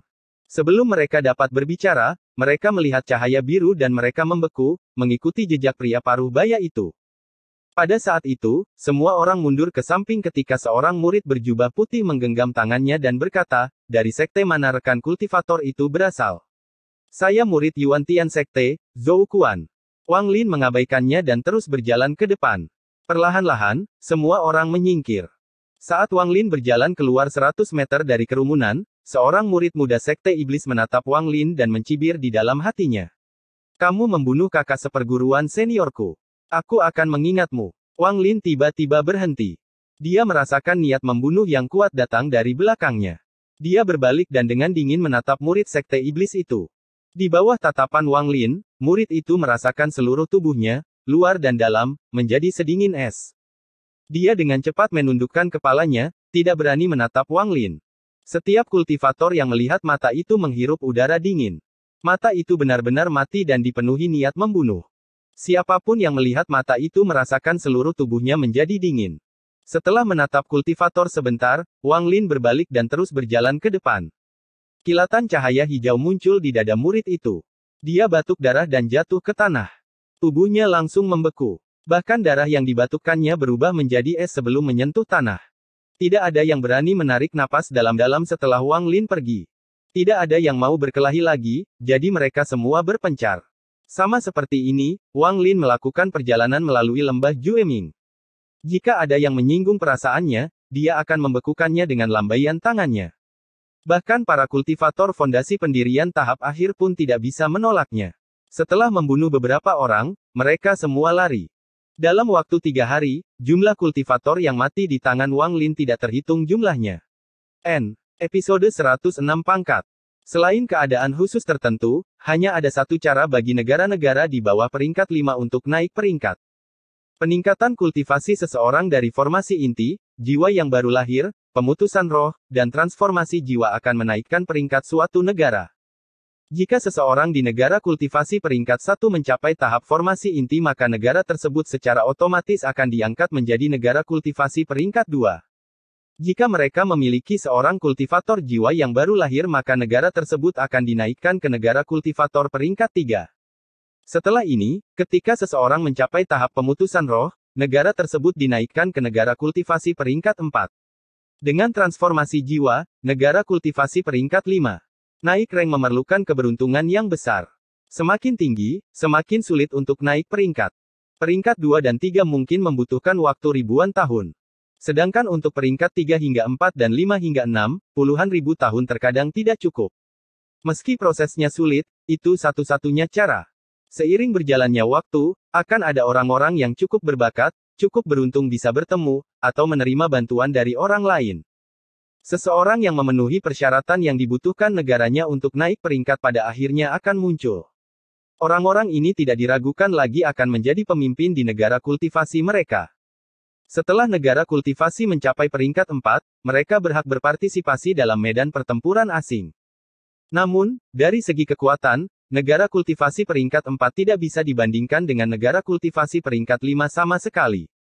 Kesenjangan dalam tingkat kultivasi bukanlah sesuatu yang bisa diimbangi dengan angka. Misalnya, kultivator paling kuat di negara kultivasi peringkat 4 berada pada tahap akhir pemutusan roh. Jika Anda menempatkan mereka di negara peringkat 5, mereka akan langsung menjadi kelas 2 dan akan terlihat seperti anak yang rapuh di hadapan ahli transformasi jiwa. Tidaklah berlebihan untuk mengatakan bahwa tanpa keadaan khusus apapun, seorang kultivator transformasi jiwa dapat melenyapkan negara peringkat 4. Hal seperti ini telah terjadi lebih dari 1 kali sebelumnya. Jadi pada kenyataannya, peran negara-negara kultivasi peringkat 4 di medan pertempuran asing sebenarnya hanya untuk memperjuangkan negara-negara kultivasi peringkat 5 yang mendukung mereka. Pertarungan yang sangat menentukan harus dilakukan oleh negara-negara kultivasi peringkat 5. Ketika sebuah negara kultivasi mencapai peringkat 5, masalah besar pertama yang mereka hadapi adalah kurangnya sumber daya dan material. Sebuah negara besar harus memelihara banyak kultivator. Jika masalah ini tidak bisa diselesaikan maka negara akan runtuh. Merampok negara-negara yang budidayanya berperingkat lebih rendah tidak menyelesaikan masalah kekurangan material dan sumber daya. Satu-satunya solusi nyata adalah naik ke negara kultivasi peringkat 6. Untuk naik dari peringkat 5 ke peringkat 6 tidaklah sesederhana peningkatan level kultivasi seseorang. Untuk naik peringkat sebagai negara peringkat tinggi, satu-satunya cara adalah dengan berada di medan pertempuran asing. Medan pertempuran asing adalah tempat yang penuh dengan retakan di angkasa. Ini adalah medan pertempuran tak berujung yang dipenuhi dengan celah di ruang angkasa dan angin kosong yang dapat dengan mudah membunuh seorang kultivator pemutusan roh. Begitu seseorang terkena angin hampa, jika mereka setidaknya bukan kultivator transformasi jiwa, mereka akan berubah menjadi debu. Selain angin hampa, hal yang paling berbahaya adalah celah-celah ruang yang bisa muncul secara acak di mana saja. Setelah tertangkap, bahkan seorang kultivator transformasi jiwa pun tidak akan memiliki waktu yang mudah. Hanya para ahli dari negara kultivasi peringkat 6 yang dapat bergerak sesuai keinginan mereka di medan pertempuran asing. Setiap beberapa ratus tahun, terjadi perang besar di medan pertempuran asing antara negara-negara kultivasi peringkat 4. Pertempuran ini diperbolehkan dan dipromosikan oleh serikat kultivasi. Siapapun yang dapat menang 1000 kali berturut-turut akan menaikkan negara budidayanya ke peringkat 6 dan menerima sumber daya serta metode kultivasi dalam jumlah besar. Selain itu, negara pemenang dapat mengirimkan satu orang ke serikat kultivasi untuk mempelajari metode kultivasi khusus. Tingkat kultivasi orang tersebut akan dibawa ke tingkat melampaui transformasi jiwa. Tentu saja, hadiah terpenting yang membuat semua negara kultivasi peringkat 5 menjadi gila adalah mereka akan diberikan planet mereka sendiri oleh serikat kultivasi untuk digunakan sebagai rumah baru mereka. Para kultivator sangat peduli terhadap energi spiritual tanah dan harta karun yang terbentuk secara alami dari tanah tersebut. Bahkan dapat dikatakan bahwa dasar dari kultivasi adalah energi spiritual dan materi. Memiliki planet sendiri adalah simbol negara kultivasi peringkat 6, namun serikat kultivasi sangat ketat mengenai persyaratan untuk menjadi negara kultivasi peringkat 6. Langkah pertama adalah menang 1000 kali berturut-turut di medan pertempuran asing untuk mendapatkan planet mereka sendiri. Langkah kedua adalah dalam jangka waktu tertentu, harus ada beberapa negara kultivasi peringkat 1 hingga 5 di planet negara kultivasi peringkat 6. Pertarungan di medan pertempuran asing adalah satu-satunya cara agar negara kultivasi peringkat 5 dapat dipromosikan. Aturan ini berlaku untuk hampir setiap planet kultivasi. Secara umum, negara kultivasi peringkat 6 di planet ini tidak akan melakukan intervensi di antara pertempuran negara kultivasi peringkat 5, namun semuanya memiliki pengecualian. Jika negara kultivasi peringkat 6 terus menurunkan negara kultivasi peringkat 5, maka tidak mungkin negara kultivasi peringkat 6 kedua muncul di planet yang sama. Namun, situasi ini sangat jarang terjadi. Berbagai negara kultivasi peringkat 5 berspekulasi bahwa kenaikan dari peringkat 6 ke 7 ada hubungannya dengan berapa banyak negara kultivasi peringkat 6 yang ada di planet ini. Tingginya frekuensi pertempuran di medan pertempuran asing menyisakan banyak badan dan material yang perlu dibersihkan. Negara-negara kultivasi peringkat 6 memiliki aturan yang sangat ketat dalam hal membersihkan medan pertempuran asing. Hanya negara kultivasi peringkat 3 atau di bawahnya yang dapat melakukan pembersihan. Beberapa bahan di sana dapat dianggap sebagai harta surgawi bagi negara-negara kultivasi peringkat rendah. Medan pertempuran asing dibagi menjadi beberapa wilayah berdasarkan berbagai negara kultivasi peringkat 5 yang mendukung negara kultivasi peringkat 4. Perselisihan ada di mana-mana, apapun tingkatannya. Agar Zhao mendapat kesempatan untuk membersihkan medan pertempuran asing, lembah Jueming diciptakan. Di luar lembah Jueming terdapat formasi yang sangat besar. Beberapa ribu tahun yang lalu, seorang kultivator pemutusan roh datang untuk meletakkan formasi ini di bawah perintah. Tidak ada kultivator formasi inti atau jiwa baru lahir yang diizinkan memasuki lembah berkat formasi ini. Inilah sebabnya setelah Teng Huayuan mengetahui bahwa Wang Lin berada di dalam lembah Jueming, dia tidak dapat masuk ke dalam untuk membunuhnya. Lembah Jueming bukan hanya lokasi pertarungan untuk mendapatkan hak membersihkan medan pertempuran asing, tetapi juga satu-satunya pintu masuk ke medan pertempuran asing di Zhao. Selain harus menjadi negara kultivasi peringkat 3 atau lebih rendah, satu-satunya persyaratan lain yang dimiliki negara kultivasi peringkat 6 adalah bahwa orang yang masuk tidak boleh lebih tinggi dari tahap formasi inti. Secara umum, setelah kelayakan ditentukan, para kultivator fondasi pendirian yang berada di dalam lembah langsung diutus dan tidak akan keluar selama 50 tahun. Justru karena Teng Huayuan mengetahui hal ini maka dia membunuh keluarga Wang Lin dan menggunakan jiwa mereka untuk memaksa Wang Lin keluar. Kalau tidak, jika dia ingin membunuh Wang Lin, dia harus menunggu 50 tahun. Saat ini, hampir seluruh lembah Jueming mengetahui bahwa ada pembunuh mirip iblis yang tingkat budidayanya di luar pemahaman berlarian. Beberapa orang berspekulasi bahwa dia sudah berada pada tahap formasi inti dan menggunakan beberapa metode yang tidak diketahui untuk memasuki lembah. Wang Lin terus berjalan ke utara melalui lembah Jueming saat energi spiritualnya melonjak ke seluruh tubuhnya. Pembunuhan yang dia lakukan beberapa hari terakhir ini tidak hanya tidak menurunkan keinginannya untuk membunuh, tapi malah meningkatkan niat membunuhnya secara signifikan. Pikirannya benar-benar kosong. Dia tidak tahu berapa banyak orang yang telah dia bunuh dan dia tidak tahu bahwa orang-orang yang masih hidup di lembah akan menjadi pucat dan menggigil setiap kali mereka melihatnya. Beberapa hari kemudian, Wang Lin yang sangat kebingungan tiba di tepi selatan lembah Jueming. Tempat ini memiliki tebing yang sangat curam. Begitu dia keluar dari sana, dia akan meninggalkan lembah Jueming. Tentu saja, di bawah pengaruh formasi penyegelan, siapapun yang mencoba pergi akan diteleportasi kembali saat mereka menyentuh formasi. Dalam beberapa hari terakhir ini, setiap kali Wang Lin memikirkan orang tuanya, hatinya akan sakit. Sangat menyakitkan hingga dia ingin merobek dadanya. Sangat menyakitkan hingga terkadang dia batuk beberapa suap darah. Seiring berjalannya waktu, tubuhnya menjadi semakin lemah, namun energi spiritual di tubuhnya semakin dekat dan dekat dengan alam Ji. Berdiri di dasar tebing, Wang Lin memandang ke langit. Dia tiba-tiba berlutut dan melakukan koutou beberapa kali. Dua aliran darah mengalir di pipinya saat dia berpikir dalam hatinya, ibu, ayah, Taizu tidak berbakti. Ah! Desahan bergema di benak Wang Lin. Wang Lin tetap berlutut untuk waktu yang lama sebelum bangun. Matanya dingin ketika dia berkata, kapan kamu bangun? Si Tunan berkata, 5 hari yang lalu. Wang Lin, saya mendengar pesan Teng Huayuan. Bendera jiwa itu adalah bendera tingkat jiwa baru lahir yang dapat menyegel jiwa. Selama jiwa masih utuh, ada cara untuk menghidupkannya kembali. Wang Lin merenung sejenak lalu mengangguk. Teng Huayuan itu membunuh keluargamu karena dia takut kamu akan kabur, jadi dia memaksamu untuk muncul.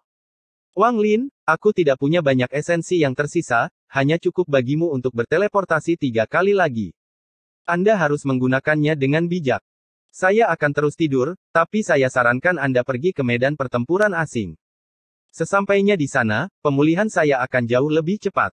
Suara si Tunan menjadi semakin lembut hingga menghilang. Kepala Wang Lin tiba-tiba menjadi lebih jernih dari sebelumnya. Dia mengerutkan kening dan bergumam pada dirinya sendiri, 3 kali. Episode 107 Butir Bersinar. Dalam 3 bulan terakhir, Sekte Iblis dan Ortodoks telah saling bertarung berkali-kali. Setiap kali kedua belah pihak melihat Wang Lin, mereka akan berhenti berkelahi dan membuka jalan. Setelah Wang Lin pergi, mereka akan terus bertempur. Setelah Wang Lin memberikan persembahan kepada orang tuanya, dia tidak lagi bingung. Dia menemukan tebing, menggali gua, duduk di dalam, dan mulai berpikir. Pertama adalah energi spiritual di tubuhnya. Meskipun energi spiritualnya memiliki kekuatan untuk membekukan sebelumnya, itu jauh dari kekuatan yang ditampilkan sekarang. Hal ini sangat membingungkan Wang Lin dan bahkan si Tunan pun tidak dapat mengetahui alasannya. Ini menunjukkan bahwa alam Ji, Dao, dan Si telah menghilang sepenuhnya dari negara kultivasi peringkat 6. Peningkatan kekuatan spiritual yang tiba-tiba ini membuat Wang Lin sedikit lebih percaya diri. Dia merasakan energi spiritual di tubuhnya dan tiba-tiba merasa sangat aneh. Sepertinya ada sesuatu yang ekstra dalam energi spiritualnya. Seolah-olah ada zat misterius di dalam energi spiritualnya dan karena zat inilah kekuatan energi spiritualnya meningkat pesat. Sebelumnya, dia tidak menyadarinya karena tidak banyak zat tersebut di dalam tubuhnya, namun jumlah zat tersebut meningkat. Saat pemikiran itu muncul, pemikiran itu mulai berkembang tak terkendali. Wang Lin sedikit mengernyit dan berkonsentrasi pada tubuhnya saat dia menggerakkan energi spiritualnya. Dia mulai dari dantiannya, lalu melalui tubuhnya, lalu kembali ke dantiannya. Saat dia memeriksanya, Wang Lin secara bertahap menemukan beberapa petunjuk. Energi spiritualnya sekarang berwarna biru tua. Namun, itu bukanlah warna sebenarnya dari energi spiritual tersebut. Itu karena beberapa benang biru tua. Benang padat ini adalah penyebab perubahan energi spiritualnya. Wang Lin melambaikan tangan kanannya dan energi spiritual keluar. Energi spiritual berkumpul menjadi bola es dan di dalamnya terdapat benang biru tua yang tak terhitung jumlahnya. Setelah merenung sejenak, Wang Lin mengulurkan tangan dan meraih udara dengan ekspresi serius. Bola es mulai menyusut. Setiap kali menyusut, banyak keringat muncul di dahi Wang Lin. Saat bola es menyusut menjadi dari ukuran aslinya, beberapa benangnya roboh. Segera, lebih banyak benang yang roboh seolah-olah tidak mampu menahan tekanan. Wang Lin mengerutkan kening. Dia mengirimkan gelombang energi spiritual lain untuk menggantikan benang biru tua sambil terus memurnikan. Seiring berjalannya waktu, Wang Lin telah mengirimkan beberapa gelombang energi spiritual, namun setiap saat, hanya sejumlah kecil benang biru tua yang tersisa. Di bawah suntikan energi spiritual yang terus-menerus, kecepatan hilangnya benang biru tua tidak dapat menandingi kecepatan Wang Lin menggantinya. Akhirnya setelah beberapa jam, pemurnian selesai. Meskipun Wang Lin lelah, matanya bersinar. Bola es telah menyusut menjadi seukuran sebutir beras dan warnanya berubah dari biru tua menjadi cian. Butiran es cian ini seluruhnya terdiri dari benang biru tua. Itu memancarkan aura berbahaya. Mata Wang Lin berbinar saat dia mengambil biji-bijian dan meninggalkan gua. Dia berhenti sejenak di udara, lalu dengan cepat terbang menuju hutan terdekat.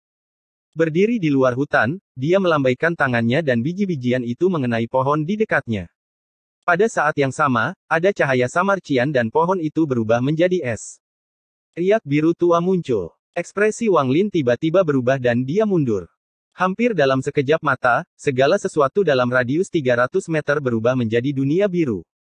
Dalam radius 300 meter, tidak peduli apakah itu pohon, hewan, bunga, serangga, atau serangga yang berada di bawah tanah. Pada dasarnya semua makhluk hidup dalam radius 300 meter akan mati. Bahkan Wang Lin sendiri terkena cahaya biru. Hal itu menyebabkan tubuhnya menjadi kaku, seolah gelombang energi dingin memasuki tubuhnya. Untunglah energinya sama dengan energi spiritual di tubuhnya. Setelah diserap olehnya, ia memulihkan mobilitasnya. Dipenuhi ketidakpastian, dia melihat pusat ledakan. Dia tidak yakin apakah dia akan tetap baik-baik saja jika dia menjadi pusat ledakan itu. Harus dikatakan bahwa butiran cian dimurnikan olehnya hanya dengan menggunakan benang biru tua di tubuhnya. Tidak ada hal lain yang seperti itu. Wang Lin bergumam pada dirinya sendiri, biji cian ini adalah harta ajaib terbaik yang saya miliki. Setelah diam berdiri di sana sebentar, dia berbalik dan pergi. Setelah dia kembali ke gua, dia pernah menginvestasikan banyak waktu untuk mendapatkan butiran cian lainnya. Menatap butiran kecil itu, Wang Lin menghela nafas dan menyimpannya. Membuatnya sudah membutuhkan banyak energi spiritual. Sepertinya dia agak terlalu lemah setelah membuat dua. Meskipun biji-bijian tersebut sangat kuat, memproduksinya membutuhkan terlalu banyak energi spiritual. Wang Lin tersenyum kecut sambil mengeluarkan cairan spiritual dan meminumnya untuk pulih. Saat malam tiba, dia telah memulihkan 70-80% energi spiritualnya. Matanya berbinar dan tanpa sepatah kata pun, dia mulai memurnikan butiran lainnya. 3 hari kemudian, 3 butir beras melayang di hadapan Wang Lin. Ekspresinya sangat serius. 3 tampaknya menjadi batasnya. Bukannya dia tidak mencoba membuat yang keempat, tapi setiap kali dia mencoba, salah satu dari 3 yang sebelumnya akan menghilang. Setelah beberapa kali percobaan, Wang Lin menyerah pada ide membuat yang keempat. Setelah 3 hari pengamatan, meskipun kekuatan butirannya besar, namun masih belum cukup untuk melukai para kultivator Naschen Soul. Jika dia bisa membuang selusin biji-bijian ini, dia akan memiliki kesempatan. Tapi bagaimanapun juga, Wang Lin tidak bisa membuat biji-bijian keempat. Setelah merenung dalam waktu lama, Wang Lin mendapat ide. Jika dia bisa menggabungkan ketiganya menjadi satu, maka kekuatannya pasti akan meningkat, dan karena dia hanya memiliki satu, maka dia seharusnya bisa menghasilkan lebih banyak. Memikirkan hal itu, Wang Lin ragu-ragu sejenak sebelum memasang beberapa formasi pertahanan dengan bebatuan di sekitarnya. Setelah itu, dia mengeluarkan beberapa jimat pelindung yang telah dia curi, duduk, lalu mendekatkan 2 butir. Hati Wang Lin hampir keluar dari tenggorokannya saat dia bersiap untuk melarikan diri kapan saja. Perlahan, kedua butir itu bersentuhan. Wang Lin melihat ilusi. Seolah-olah waktu telah berhenti ketika kedua butir itu bersentuhan. Namun tak lama kemudian, kedua butiran itu menyatu menjadi satu tanpa suara apapun. Butiran baru tidak mengalami perubahan selain warnanya menjadi lebih gelap. Wang Lin terkejut. Setelah merenung beberapa saat, dia menggabungkan butiran baru dengan butiran yang tersisa. Saat kedua butiran itu bersentuhan, terjadi kilatan cahaya cian. Ekspresi Wang Lin tiba-tiba berubah dan dia menggunakan salah satu dari sedikit teleport yang tersisa untuk menghilang dari ruangan. Saat dia menghilang, cahaya cian meluas dan segala sesuatu dalam radius 1 kilometer berubah menjadi dunia es. Wang Lin muncul 1 kilometer jauhnya. Meskipun dia berada di luar cahaya cian, dia masih bisa merasakan hawa dingin masuk melalui kakinya. Melihat segala sesuatu di hadapannya, Wang Lin mulai merenung. Meskipun dia harus menyia-nyiakan teleportasinya, itu sepadan. Tampaknya menggabungkan dua butir adalah batasnya. Ketika dia mencoba yang ketiga, itu akan langsung meledak. Dia jelas tidak bisa menggunakan gua itu lagi. Wang Lin tersenyum pahit ketika dia menemukan tempat lain dan menggali sebuah gua besar. Menggunakan waktu beberapa hari, Wang Lin mengisi kembali persediaan biji-bijiannya. Dia dengan mudah mengendalikan mereka untuk menyatu dan akhirnya berhasil membuat butiran keempat. Ini mengkonfirmasi hipotesis sebelumnya bahwa 3 butir adalah jumlah maksimal, tetapi jika mereka menyatu menjadi satu, maka itu hanya dihitung sebagai satu. Butir ketiga dan keempat menyatu. Kemudian, Wang Lin dengan hati-hati memasukkan ketiga butir itu ke dalam tas pegangannya. 2 di antaranya memiliki warna lebih gelap dari salah satunya. Setelah memilah semua biji-bijian, lebih dari sebulan telah berlalu. Sudah dekat dengan saat lembah Jueming akan terbuka. Wang Lin duduk bersila di tanah.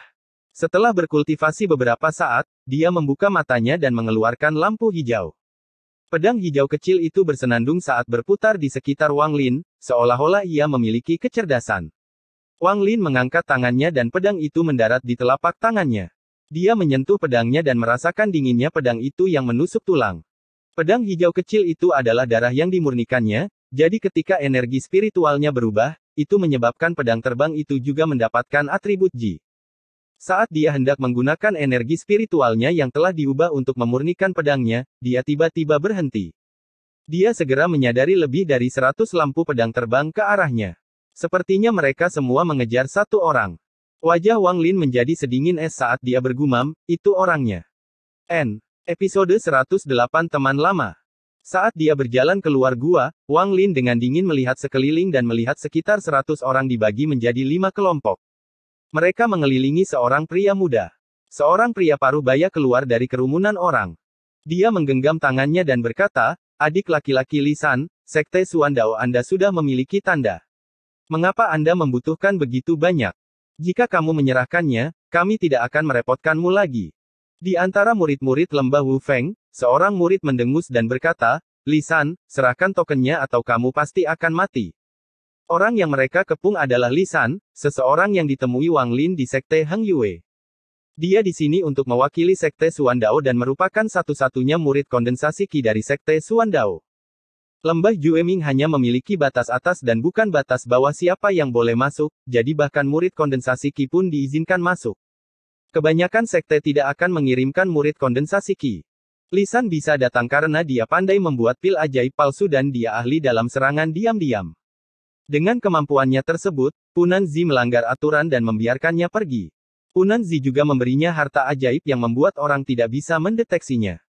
Kelemahan dari harta karun ini adalah semakin sering dia menggunakannya, semakin kurang efektif. Lisan benar-benar memiliki keahlian.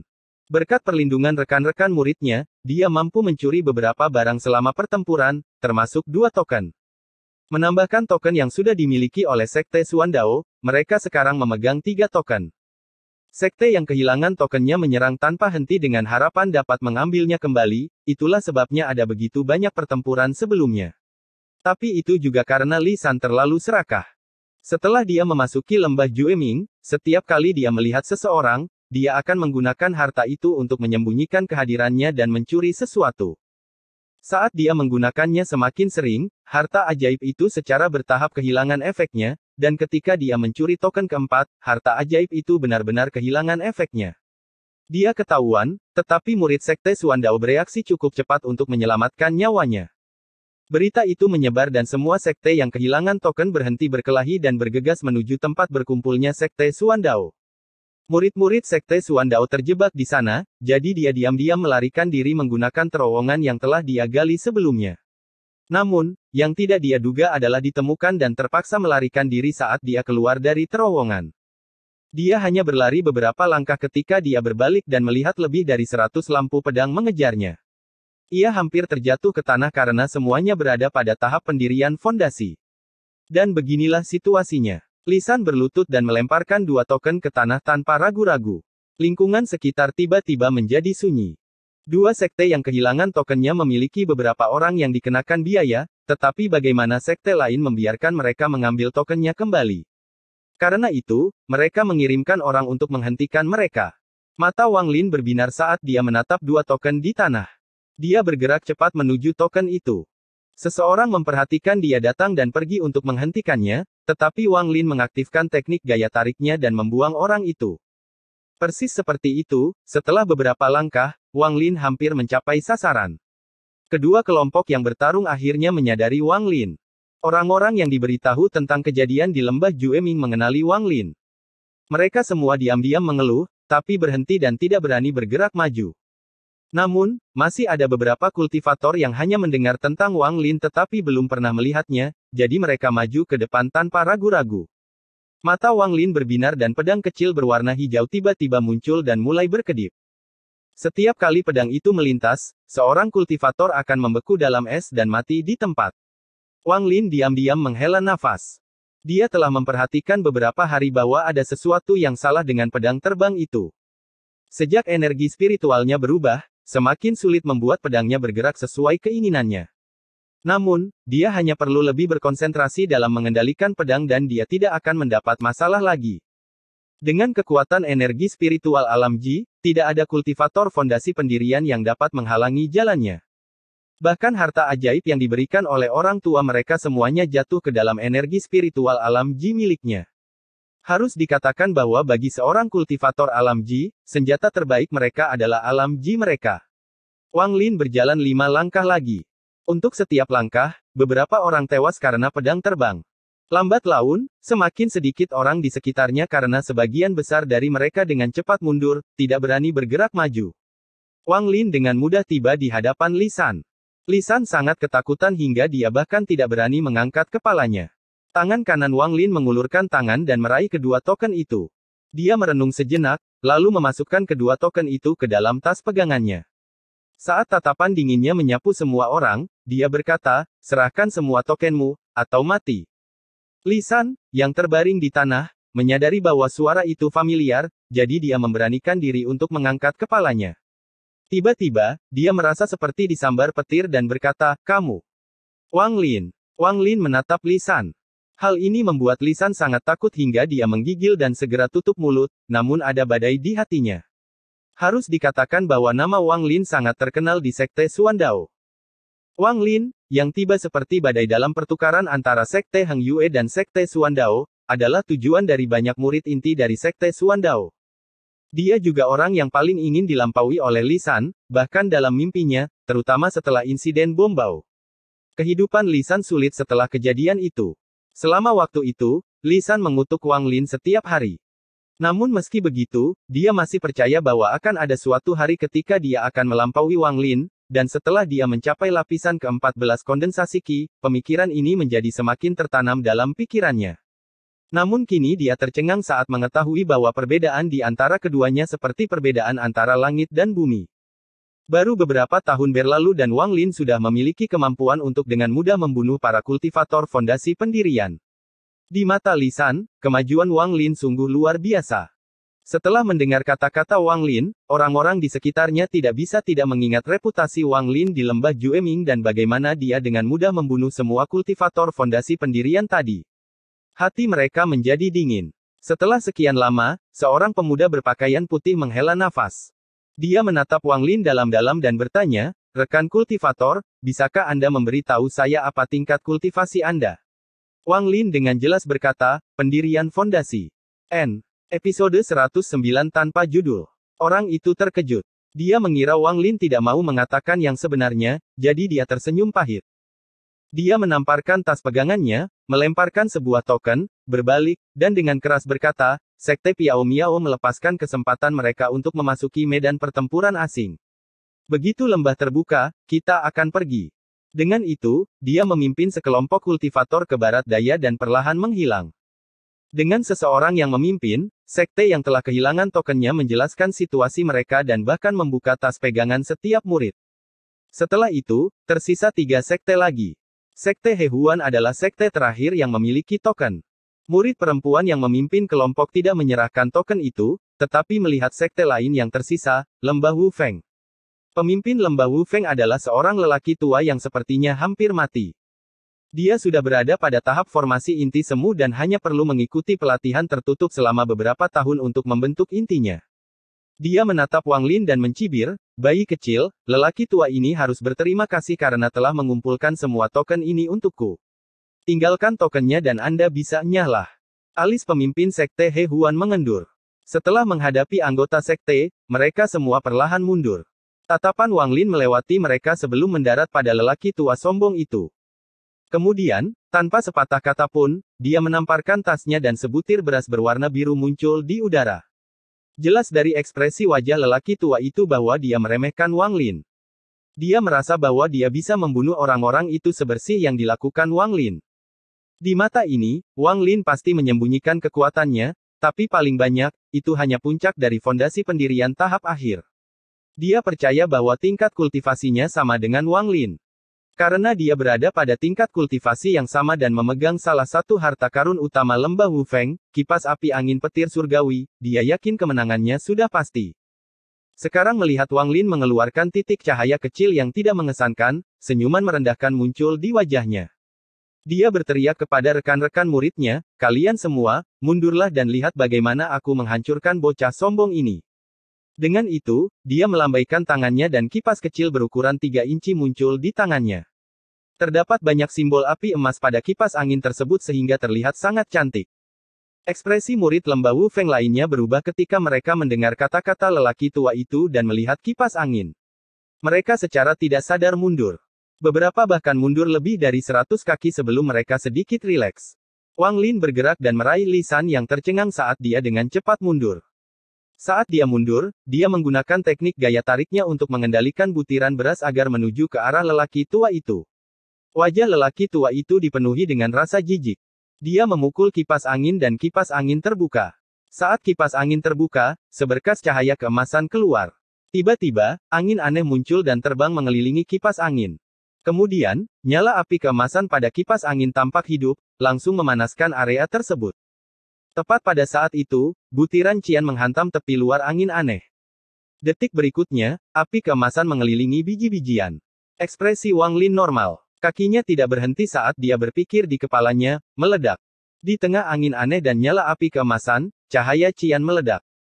Ketika cahaya mencapai puncaknya, ia meledak dengan ledakan dan membentuk cincin cahaya cian yang mulai menyebar seperti gelombang pasang. Pemandangan ini seperti 10.000 kuda yang berlari kencang.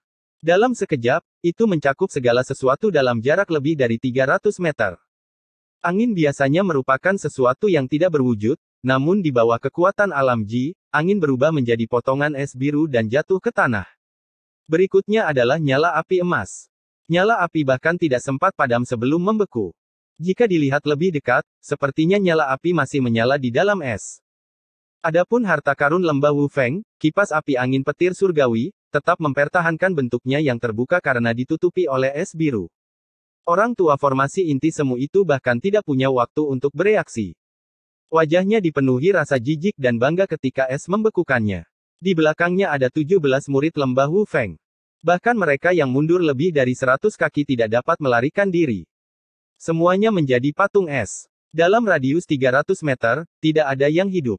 Apapun yang bernafas akan dibunuh. Ini menjadi kawasan terlarang seumur hidup.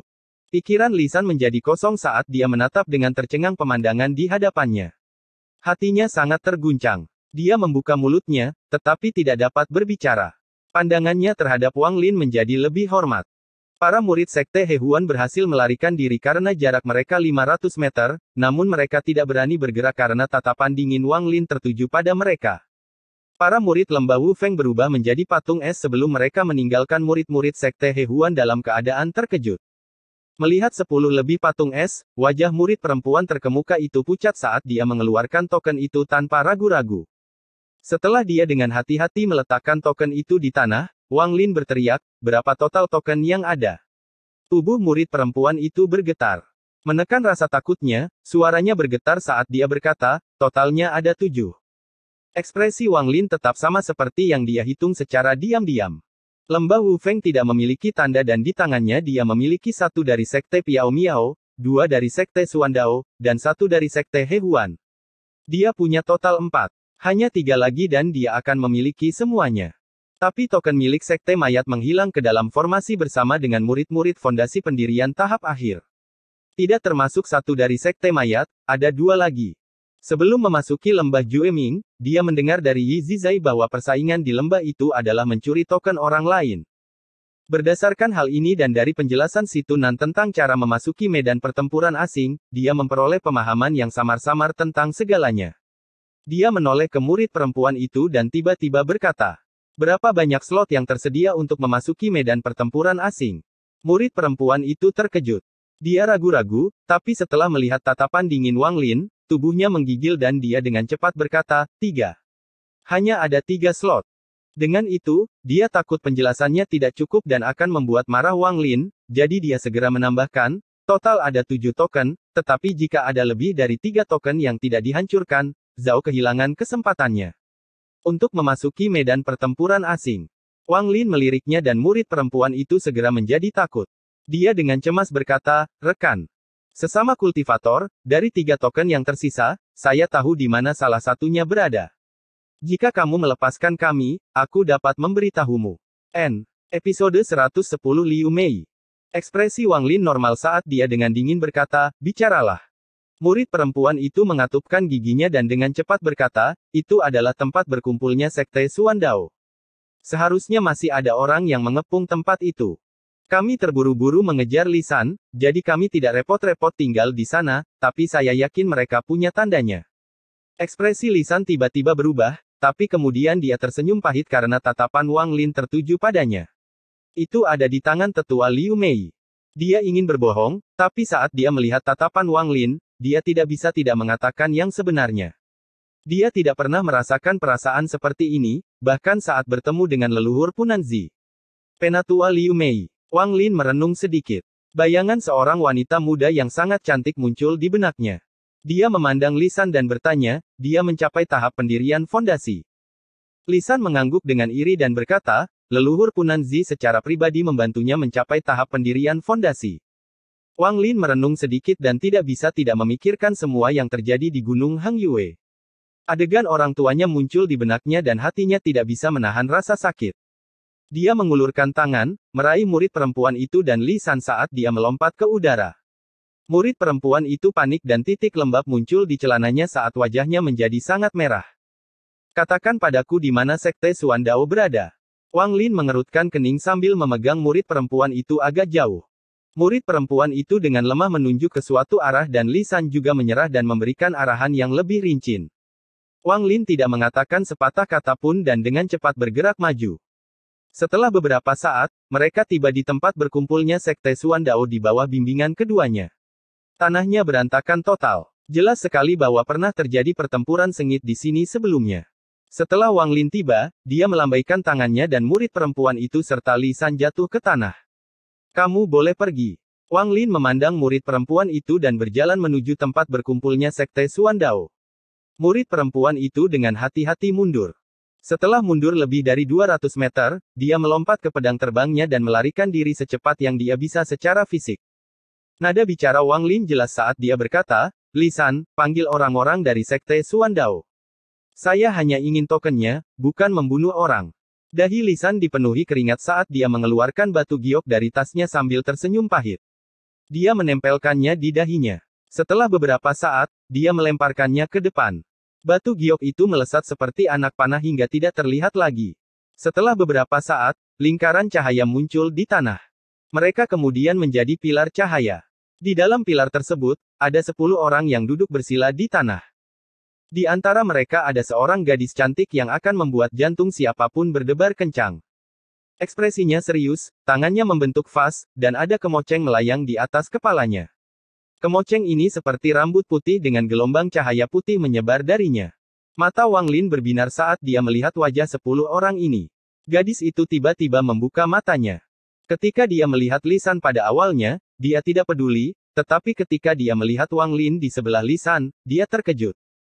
Setelah hati-hati melihat Wang Lin, matanya menunjukkan cahaya aneh. Dia melambaikan tangannya dan kemoceng itu mendarat di tangannya. Pilar cahaya perlahan menghilang. Di antara 10 orang tersebut, ada pemuda berusia sekitar 30 tahun yang memandang Wang Lin dengan ekspresi kompleks dan berkata, "Wang, kakak senior Wang, sudah lama tidak bertemu." Orang ini adalah saudara laki-laki Liu Mei, Liu Feng. Wang Lin mengamatinya dengan akal ilahi dan menemukan bahwa dia telah mencapai tahap awal pendirian fondasi juga. Namun, energi spiritualnya tidak stabil. Terlihat jelas bahwa dia baru saja memasuki tahap pendirian fondasi. Wang Lin menatap mereka dan menghela nafas sambil berkata, Sekte Suandao. Lupakan saja. Serahkan tokenmu dan aku tidak akan mempersulit kalian. Salah satu dari 10 murid Sekte Suandao, seorang lelaki tua, berdiri dan menghela nafas. Junior yang sombong, meminta kami untuk segera menyerahkan token kami. Liu Fen, apakah kamu mengenalnya? Liu Feng tersenyum masam dan berkata, seperguruan senior, dia adalah Wang Lin. Orang tua bernama Ma terkejut dan kemudian dia mencibir, jadi itu kamu. Namun meskipun Anda sudah mencapai tahap pendirian fondasi, Anda tidak berhak sombong di hadapan kami. Enyahlah. Dengan itu, dia melambaikan tangannya dan hembusan angin kencang bertiup ke arah Wang Lin. Wang Li bahkan tidak mengelak. Saat hembusan angin mencapai jarak 5 meter darinya, angin itu berubah menjadi potongan es dan jatuh ke tanah. Pada saat yang sama, ada kilatan cahaya hijau dan tubuh lelaki tua bernama Ma itu bergetar ketika sebuah lubang raksasa muncul di dadanya. Kemudian seluruh tubuhnya membeku dan dia mati. Wang Lin memiliki perasaan yang kuat bahwa setelah energi spiritualnya berubah, ada niat membunuh yang kuat dalam pikirannya. Dia hampir kehilangan kendali berkali-kali, jadi dia menyerah begitu saja untuk mengendalikannya.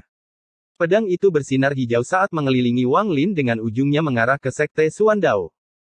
Jika seseorang melihat lebih dekat saat pedang itu terbang, pedang itu akan berhenti, tetapi Wang Lin akan dengan cepat memaksanya untuk bergerak lagi.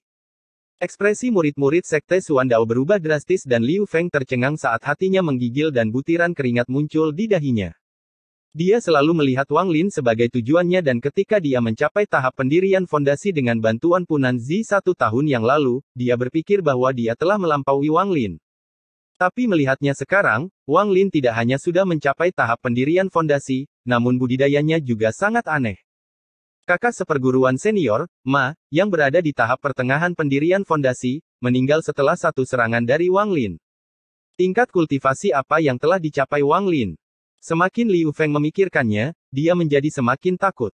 Liu Mei tiba-tiba tidak mengungkapkan ekspresi terkejut, tapi setelah melihat Wang Lin, dia dengan tegas mengeluarkan token itu dan melemparkannya ke arahnya. Dari awal sampai akhir, dia tidak mengatakan sepatah kata pun, tapi matanya selalu tertuju pada Wang Lin. Setelah menyimpan token itu, Wang Lin dengan dingin menatap Liu Mei. Dia kemudian berbalik dan menghilang di kejauhan. Setelah sekian lama, Liu Mei menarik pandangannya dan menghela nafas. Pesonanya yang tak tertandingi sepertinya tidak berpengaruh di depan Wang Lin. Setelah kembali ke guanya, Wang Lin mengeluarkan 5 token. Setelah merenung sebentar, dia menghancurkan 4 dari mereka tanpa ragu-ragu dan meletakkan sisa token di tasnya. Dia menggunakan teknik gaya tarik-menarik untuk memindahkan batu untuk memblokir pintu masuk gua. Setelah menyiapkan beberapa formasi pertahanan, dia memulai pelatihan pintu tertutupnya. Dia harus bersiap sepenuhnya untuk pertempuran dalam 2 bulan.